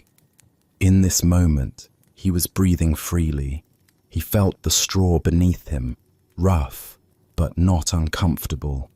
He heard the sound of wind moving through the trees outside his window, a sound that spoke of the natural world, continuing its ancient rhythms regardless of human conflict. In this moment, he was not being tortured. In this moment, he was not dying. In this moment, there was simply a man sitting in a cell, alive and aware. The terrors that had seemed so overwhelming moments before revealed themselves to be nothing more than thoughts about a future that existed only in his imagination. As this understanding deepened, a profound peace settled over the warrior.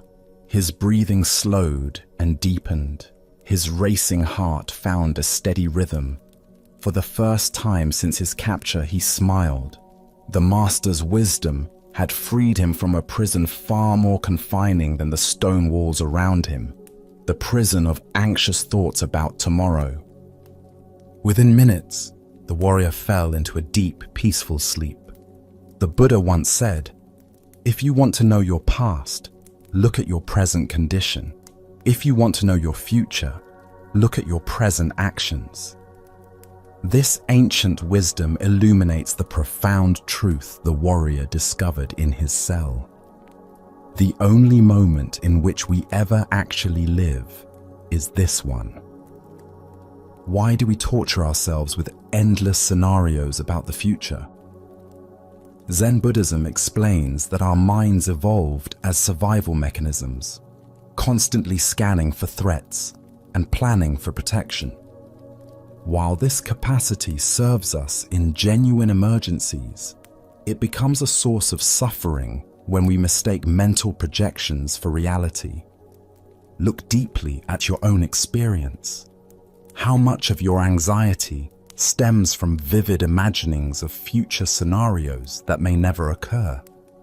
The presentation you're worried about, the medical test results you're awaiting, the difficult conversation you need to have. These situations exist primarily in thought, not in present reality. The warrior's teaching shows us that we can acknowledge future challenges without being consumed by them. Planning and preparation have their place, but when they transform into obsessive worry, they rob us of peace and clarity. As Vietnamese Zen master Thich Nhat Hanh taught, thanks to impermanence, everything is possible.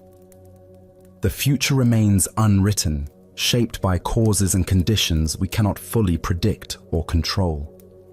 The worried mind assumes that current difficulties will inevitably continue or worsen, but impermanence teaches us that everything changes. The warrior in his cell could not know what the next day would actually bring. Perhaps his lord's forces would mount a rescue. Perhaps his captors would show mercy. Perhaps diplomatic negotiations would secure his release. Buddha spoke of this when he said, "The past is gone, the future is not yet here, and there is only one moment for you to live." This teaching doesn't encourage us to ignore future responsibilities or avoid reasonable planning. Instead, it invites us to recognize where our attention habitually goes, and to gently guide it back to the richness of present experience. In Zen practice, we cultivate what's called beginner's mind, approaching each moment with fresh awareness rather than predetermined anxiety. When we truly inhabit the present, we often discover that it contains resources for peace and clarity that worried thinking never revealed. Consider how the warrior's shift in attention transformed his entire experience.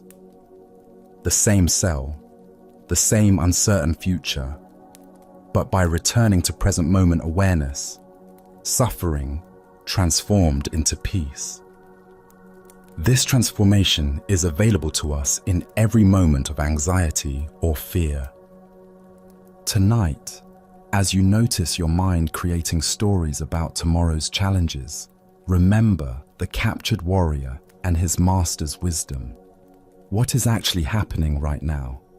What simple experiences, breathing, sitting, the temperature of the air, are available to anchor you in reality rather than imagination? As the Buddha taught, do not dwell in the past. Do not dream of the future. Concentrate the mind on the present moment.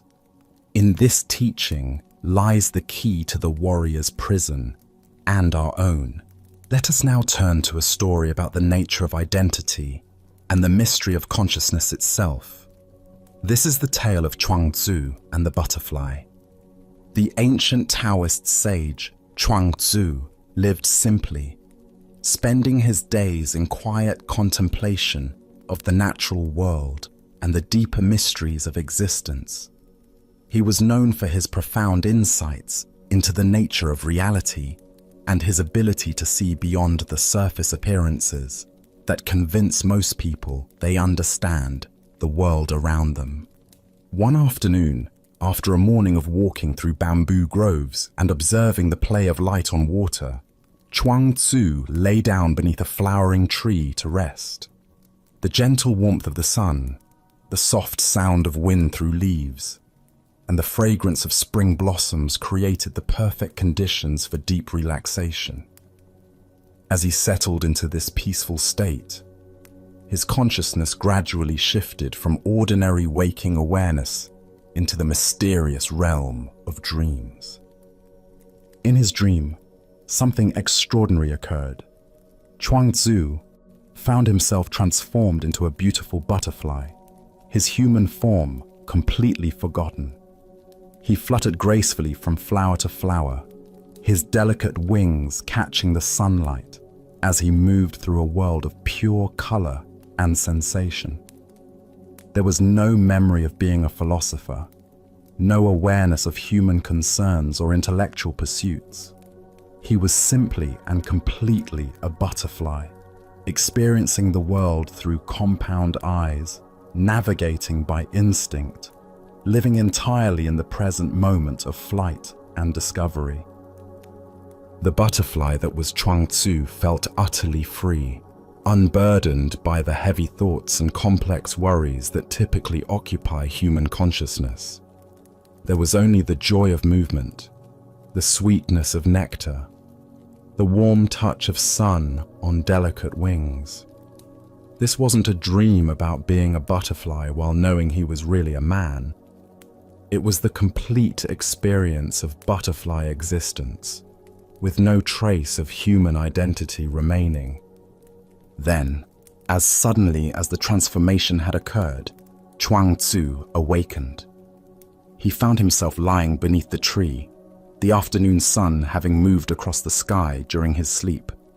His human body felt solid and familiar, his philosopher's mind immediately active with questions and observations. The vivid dream began to fade as waking consciousness reasserted itself. But instead of simply dismissing the experience as an unusual dream, Chuang Tzu found himself puzzled by a profound question that challenged everything he thought he knew about identity and reality. He sat up slowly, still feeling the lingering sensation of flight, and pondered the implications of what had just occurred. Was I just now a man dreaming I was a butterfly? He wondered aloud. Or am I perhaps a butterfly now dreaming that I am a man? The question wasn't merely playful speculation. It pointed to something fundamental about the nature of consciousness and identity that most people never consider. If the experience of being a butterfly had felt completely real and authentic while it was happening, how could he be certain that his current experience of being human was any more real or permanent? Buddha's wisdom teaches us all conditioned existence is impermanent. Work out your salvation with diligence. This ancient teaching illuminates the fluid nature of identity and the importance of not clinging too tightly to any particular sense of self. Why do we assume that our current state of consciousness represents the ultimate reality? Zen Buddhism points to our tendency to take our present experience as fixed and absolute, when in fact, all states of consciousness, waking, dreaming, sleeping, are temporary and constantly changing phenomena arising in the vast space of awareness. Chuang Tzu's question challenges our basic assumptions about who and what we are. During the dream, the butterfly identity felt completely authentic and real. Upon waking, the human identity seems equally authentic and real. But which one represents his true nature? Or is perhaps the question itself based on a false premise? Consider your own experience of identity throughout different states of consciousness. Are you the same you when you're dreaming as when you're awake? What about when you're deeply absorbed in an activity or in deep meditation, or in moments of creative flow when self-consciousness disappears entirely? Which of these states represents your real identity? In Zen practice, we explore the possibility that all these different identities are simply temporary appearances in consciousness, like waves on the ocean or clouds in the sky. The waves are real, but they're not separate from the ocean. The clouds are real, but they're not separate from the sky. Similarly, all our various identities and experiences are real, but they're not separate from the underlying awareness in which they appear. The butterfly dream reveals something profound about the nature of transformation and possibility. If Chuang-Tzu could completely become a butterfly in his dream consciousness, what does that suggest about the fixed boundaries we imagine exist around our identity? How solid are the limitations we place on ourselves based on our current circumstances or self-concept? Zen Master Dogen taught, "To study the way is to study the self. To study the self is to forget the self." Chuang-Tzu's experience points to this same teaching. The more deeply we investigate the nature of selfhood, the more we discover that our fixed ideas about identity begin to dissolve. The Buddha said, "Form is emptiness, emptiness is form." The man and the butterfly are both real and both empty of permanent, independent existence. They are temporary formations in the field of consciousness, each authentic while present, each naturally dissolving to make way for whatever comes next. Look deeply at your own sense of identity.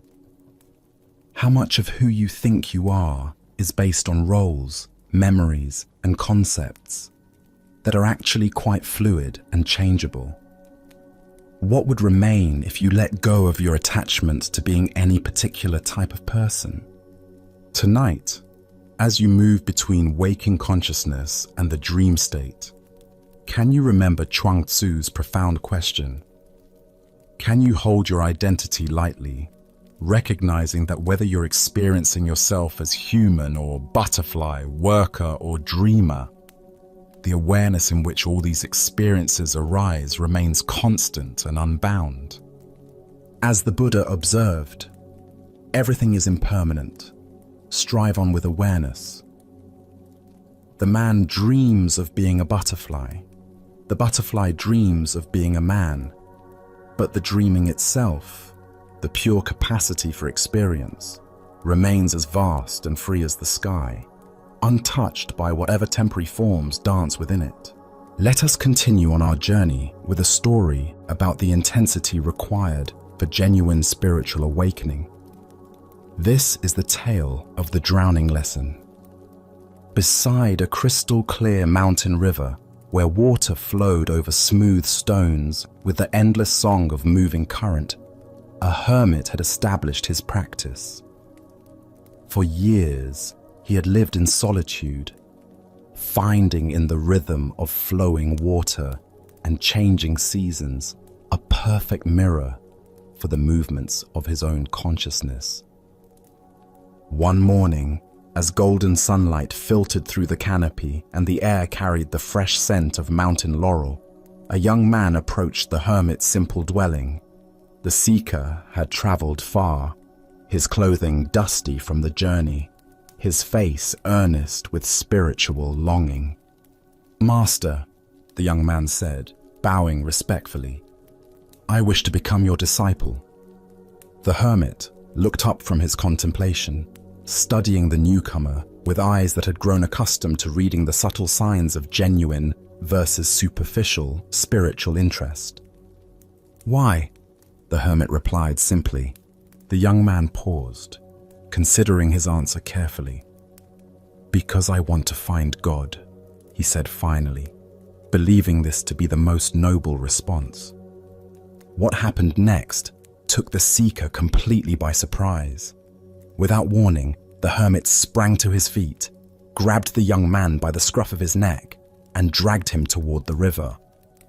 Before the stunned visitor could protest, he found himself being pushed into the clear, cold water.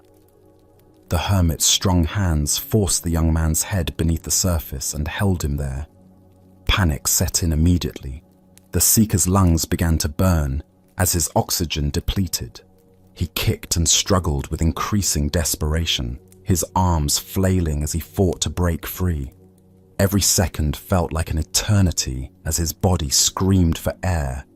Nothing existed except the urgent, overwhelming need to breathe. After what seemed like a lifetime but was probably only a minute, the hermit finally pulled the gasping young man up out of the water. The seeker coughed violently, water streaming from his nose and mouth as he struggled to fill his lungs with precious air. His entire body shook from cold, shock, and the aftermath of near drowning.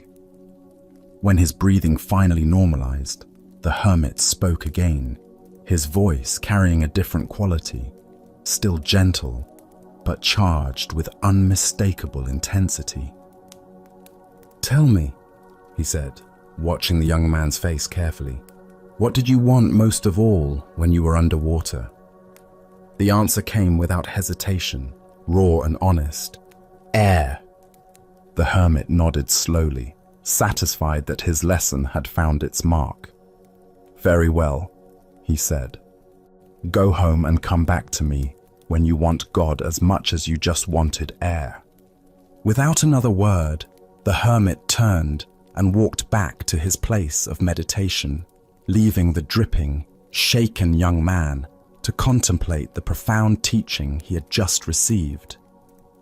Buddha's wisdom reminds us, thousands of candles can be lighted from a single candle, and the life of the candle will not be shortened. Yet this wisdom must be ignited by genuine spiritual fire, not merely intellectual interest. The hermit's dramatic teaching illuminates the difference between casual spiritual curiosity and the total commitment that authentic awakening requires. What emerges from this story is recognition that spiritual seeking demands the same intensity and urgency we naturally bring to physical survival. The young seeker thought he wanted God, but his desire was still within the realm of preference rather than necessity. He wanted spiritual awakening as an addition to life rather than as life itself. Why do we approach spiritual development with tentative commitment? First is our attachment to comfort and the familiar. Genuine transformation requires letting go of who we think we are, which the ego experiences as death. Second is our misunderstanding of what spiritual seeking entails. Popular culture presents awakening as a pleasant expansion, but traditional teachings describe it as a dismantling of illusion. Third is our tendency to compartmentalize spirituality as one area among others, rather than a complete reorientation of our relationship to existence. Consider how this plays out in contemporary seeking. We collect techniques like trophies, jumping from meditation retreats to healing workshops to consciousness conferences, accumulating experiences without allowing any single practice to fundamentally transform us. We want the insurance policy of spiritual development without paying the premium of total dedication. The drowning experience represents what mystics call the dark night of the soul, moments when our usual sources of identity and security are stripped away. In such moments, we discover what we truly value most deeply. This is the quality of desire that spiritual awakening requires. Zen teacher Charlotte Joko Beck wrote, "Practice is not about achieving some special state. Practice is about being willing to die to who you think you are."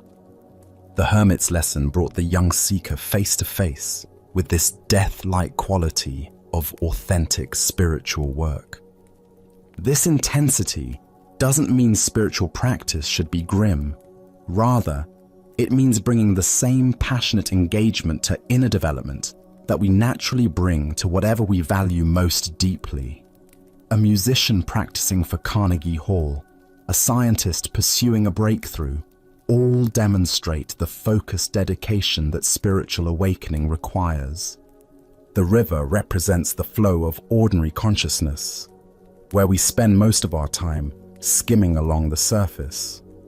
Being pushed underwater symbolizes the necessity of going deeper into the unconscious patterns that actually govern our lives. This depth work requires the same survival level intensity the seeker experienced when deprived of air. Tonight, as you consider your own spiritual aspirations, can you honestly assess the quality of your desire? Is your seeking driven by curiosity and preference, or by necessity? What would it mean to want truth as much as you want your next breath? As the Buddha taught, the way is not in the sky, the way is in the heart. The path to awakening lies not in accumulating more spiritual experiences, but in bringing the totality of our being to whatever practice we choose. Now let us explore a story about the power of belief and the destiny we create through faith itself. This is the tale of the general and the coin that revealed truth. A Japanese general faced an impossible situation. His army was greatly outnumbered by enemy forces. The terrain favored his opponents, and by every conventional measure of military strategy, the coming battle should result in devastating defeat. Yet something deep within him remained convinced that victory was possible. Perhaps it was intuition, perhaps it was desperate hope, but he felt certain that his cause was just, and his troops, though fewer in number, possessed a fighting spirit that could overcome the odds. The problem was his soldiers. They could count as well as he could, and they had eyes to see the massive force arrayed against them. Fear rippled through their ranks like a contagion. Doubt clouded their faces. Whispered conversations filled with pessimism spread through the camp, and the general could sense that their morale was crumbling before the battle had even begun. He knew that an army convinced of its own defeat would indeed be defeated, regardless of any other factors. Technical skill, superior weapons, even numerical advantage means nothing when soldiers have already surrendered in their hearts. But an army that truly believed in its victory could accomplish seemingly impossible things through the sheer force of that conviction. On the morning of the battle, as they marched toward their destiny, the general led his troops to a small religious shrine that stood beside the road. This was a place where countless warriors had stopped over the centuries to pray before facing uncertain fate. The general gathered his men around him and led them in earnest prayer, asking for divine blessing and protection in the coming fight.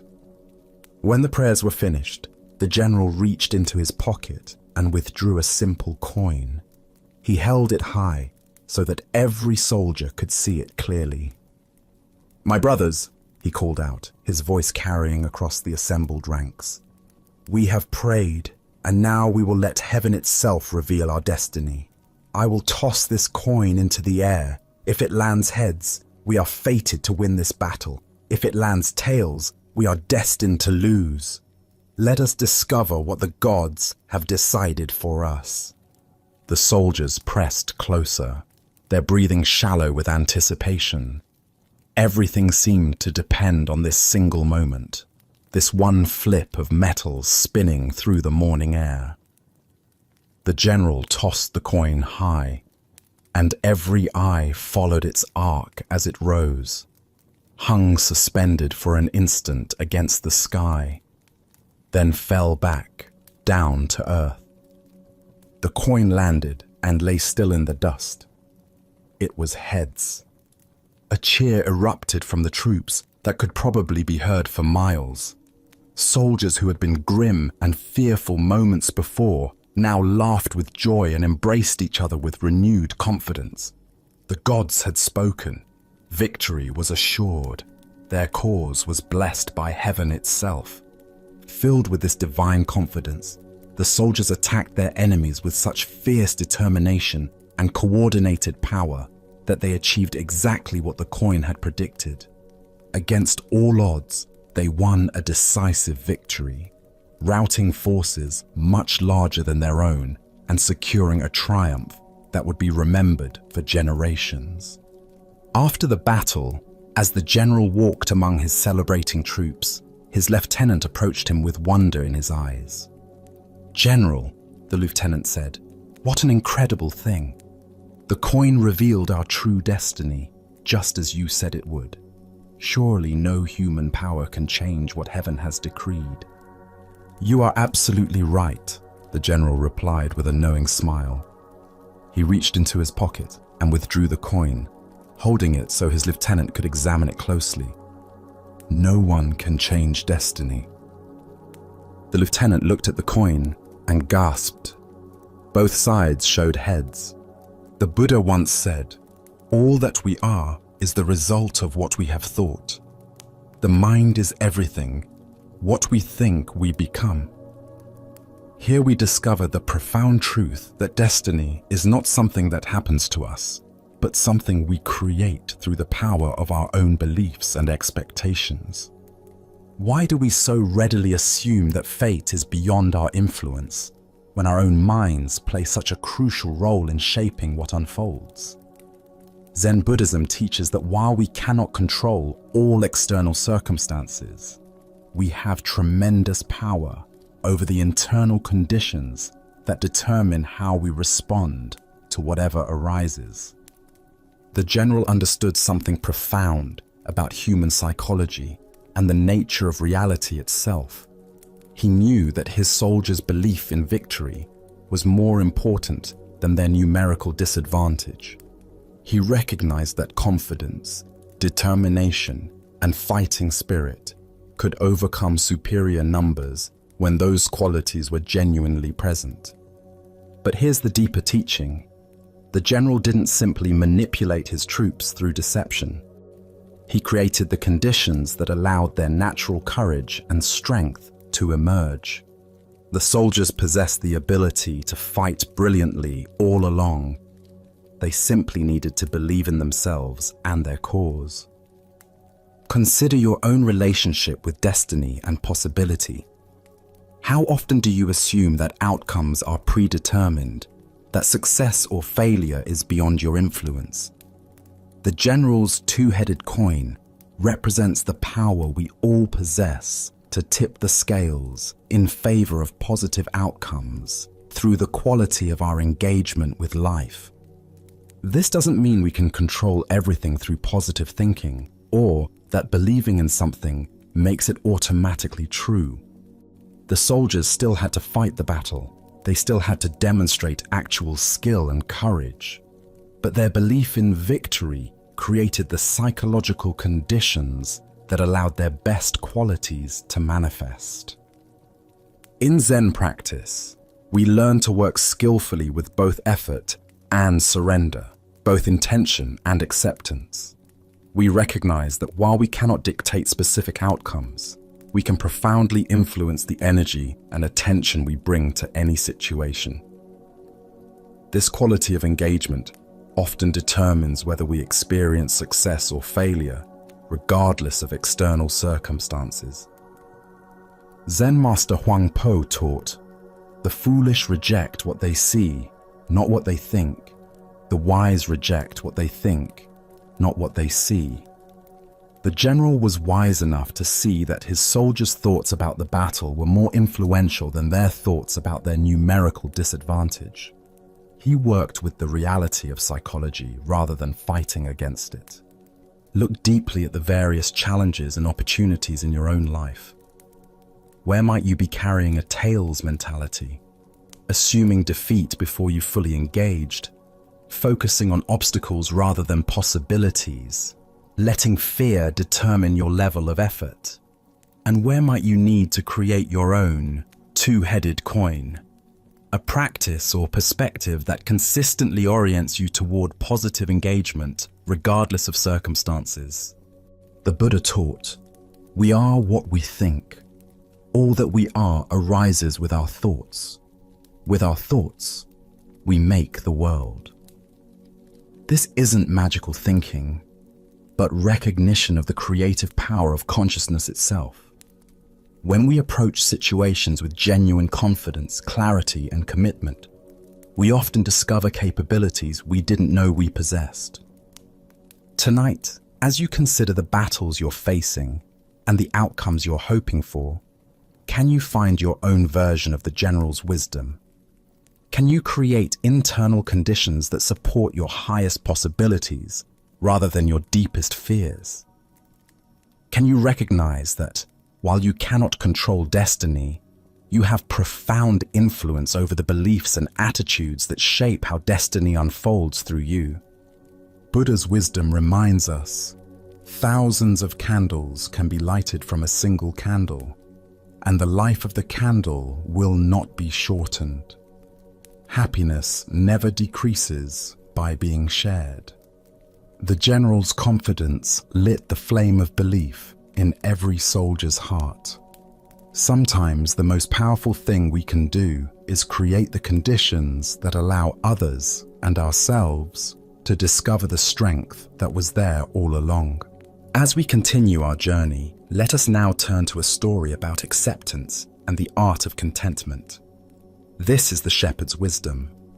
Along a dusty mountain road where wildflowers dotted the hillsides, a weary traveler encountered a shepherd tending his flock. The morning sun climbed steadily higher, and clouds gathered on the horizon, creating an uncertain sky that could promise either gentle rain or scorching heat. The shepherd sat peacefully on a smooth boulder, watching his sheep graze contentedly among wild grasses. His face bore the calm expression of one who had spent countless seasons under open sky, learning lessons that only nature can teach. There was something in his demeanor, a quality of unshakable serenity that drew the traveler's attention. "Good morning, friend," the traveler called out, wiping sweat from his brow. "What kind of weather are we going to have today?" The shepherd looked up with eyes that held mountain stream clarity and smiled with genuine warmth. "The kind of weather I like," he replied simply, as if this were the most obvious answer in the world. The traveler paused, confused. He had expected a practical forecast that would help him plan his day. Instead, he received what seemed like circular logic, offering no useful information. "How do you know it will be the kind of weather you like?" the traveler pressed, his voice carrying frustration mixed with curiosity. The shepherd's smile deepened, and he gestured toward the vast sky above them, where clouds and clear patches moved in their eternal dance. "Having found out, sir, that I cannot always get what I like," he said, with the patience of one who had learned life's most essential lesson, "I have learned to always like what I get. So I am quite sure we will have the kind of weather I like." The traveler stood in silence, the profound simplicity of this wisdom settling into his understanding, like seeds finding fertile ground. Here was a man who had discovered something that all the weather predictions in the world could not provide: complete freedom from the anxiety of uncertainty. As the Buddha observed, attachment is the root of suffering. What emerges from this story is the recognition that true contentment comes not from controlling external circumstances, but from transforming our relationship to whatever circumstances arise.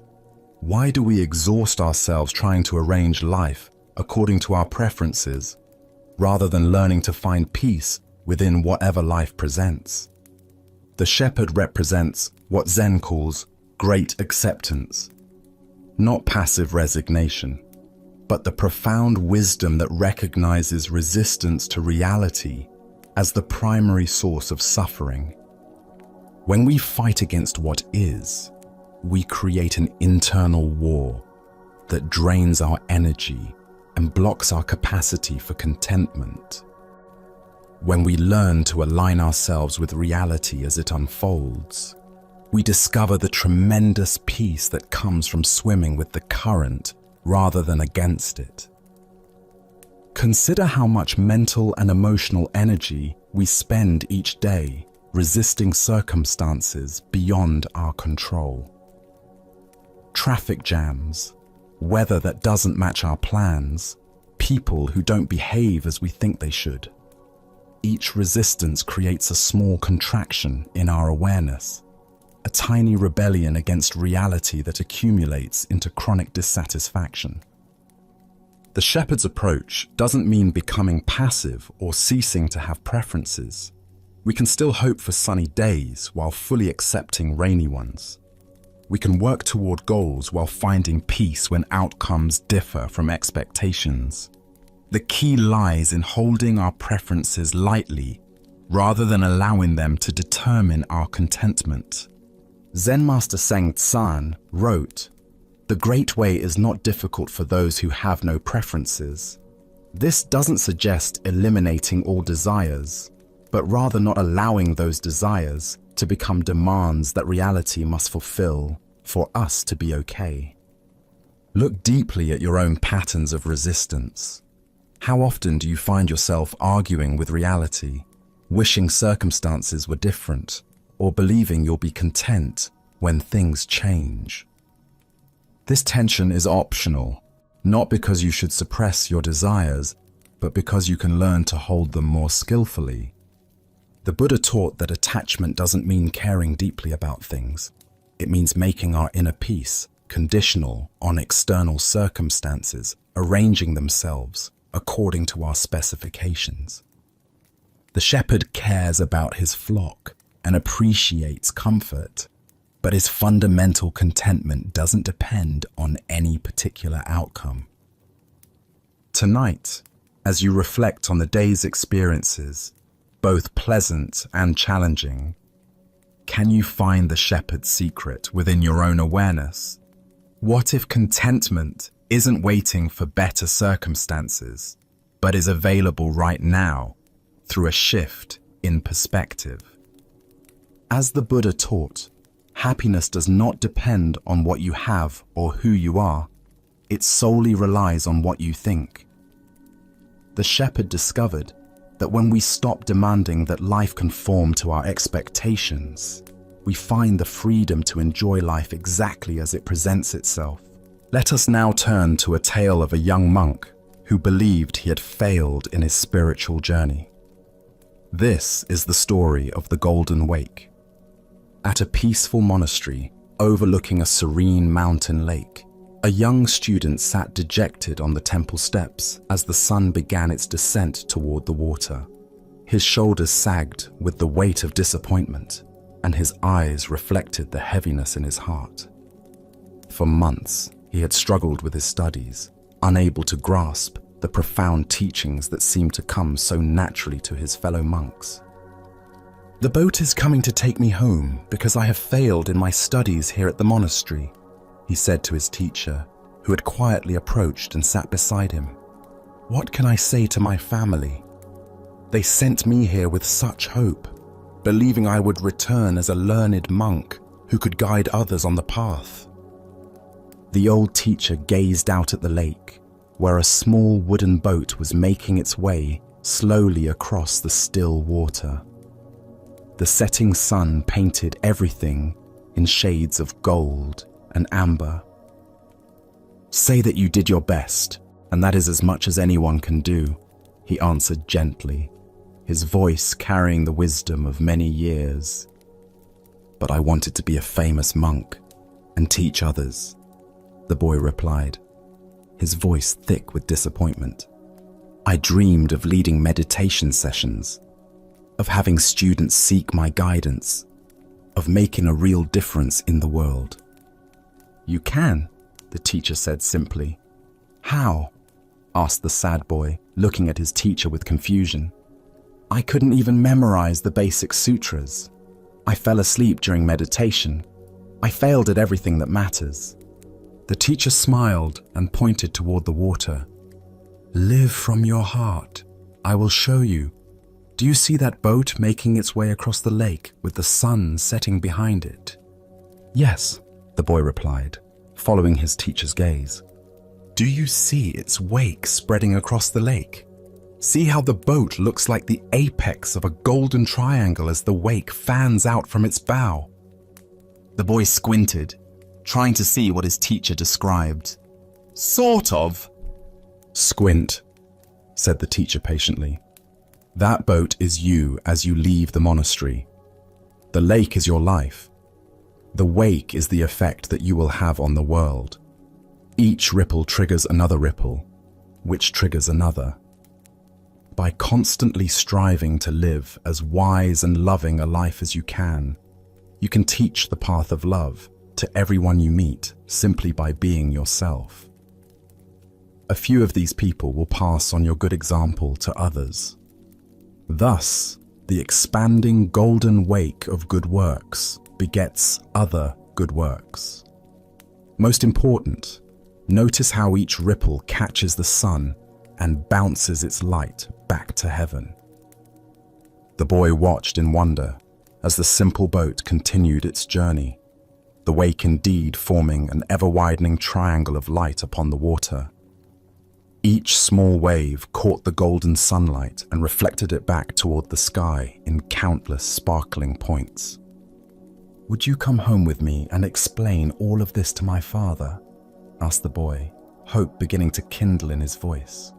Buddha's wisdom reminds us, a candle loses nothing by lighting another candle. The deeper teaching here shows us that influence spreads not through grand gestures or perfect knowledge, but through the simple authenticity of a heart committed to goodness. Why do we believe that only formal credentials or recognized achievements qualify us to make a meaningful impact? Zen Buddhism points to our attachment to external validation and our misunderstanding of how wisdom actually transmits from person to person. We imagine that teaching requires a podium, a title, or a certificate, when in reality, the most profound lessons are shared through the quality of our presence and the integrity of our actions. Consider how often throughout your day you encounter people who touch your life not through their expertise, but through their kindness, their patience, or their simple human warmth. The grocery store clerk who greets you with genuine care, the stranger who offers directions with a smile, the friend who listens without judgment. These people create ripples that extend far beyond their awareness. In Zen practice, we cultivate what might be called unconscious teaching. This is the natural transmission that occurs when we align our actions with our deepest values.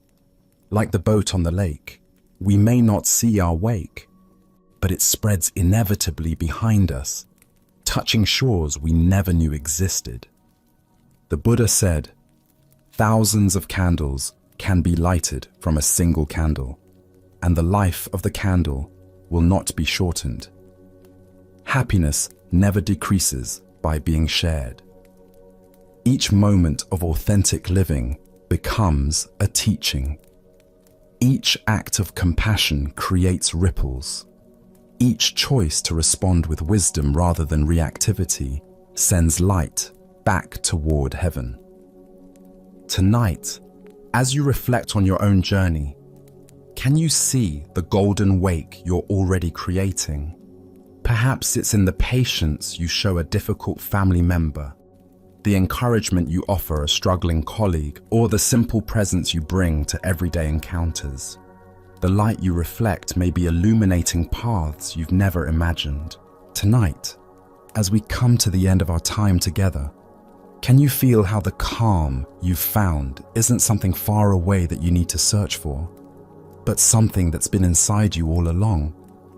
Can you sense that the peace you've touched through these stories was always there, just waiting for you to notice it?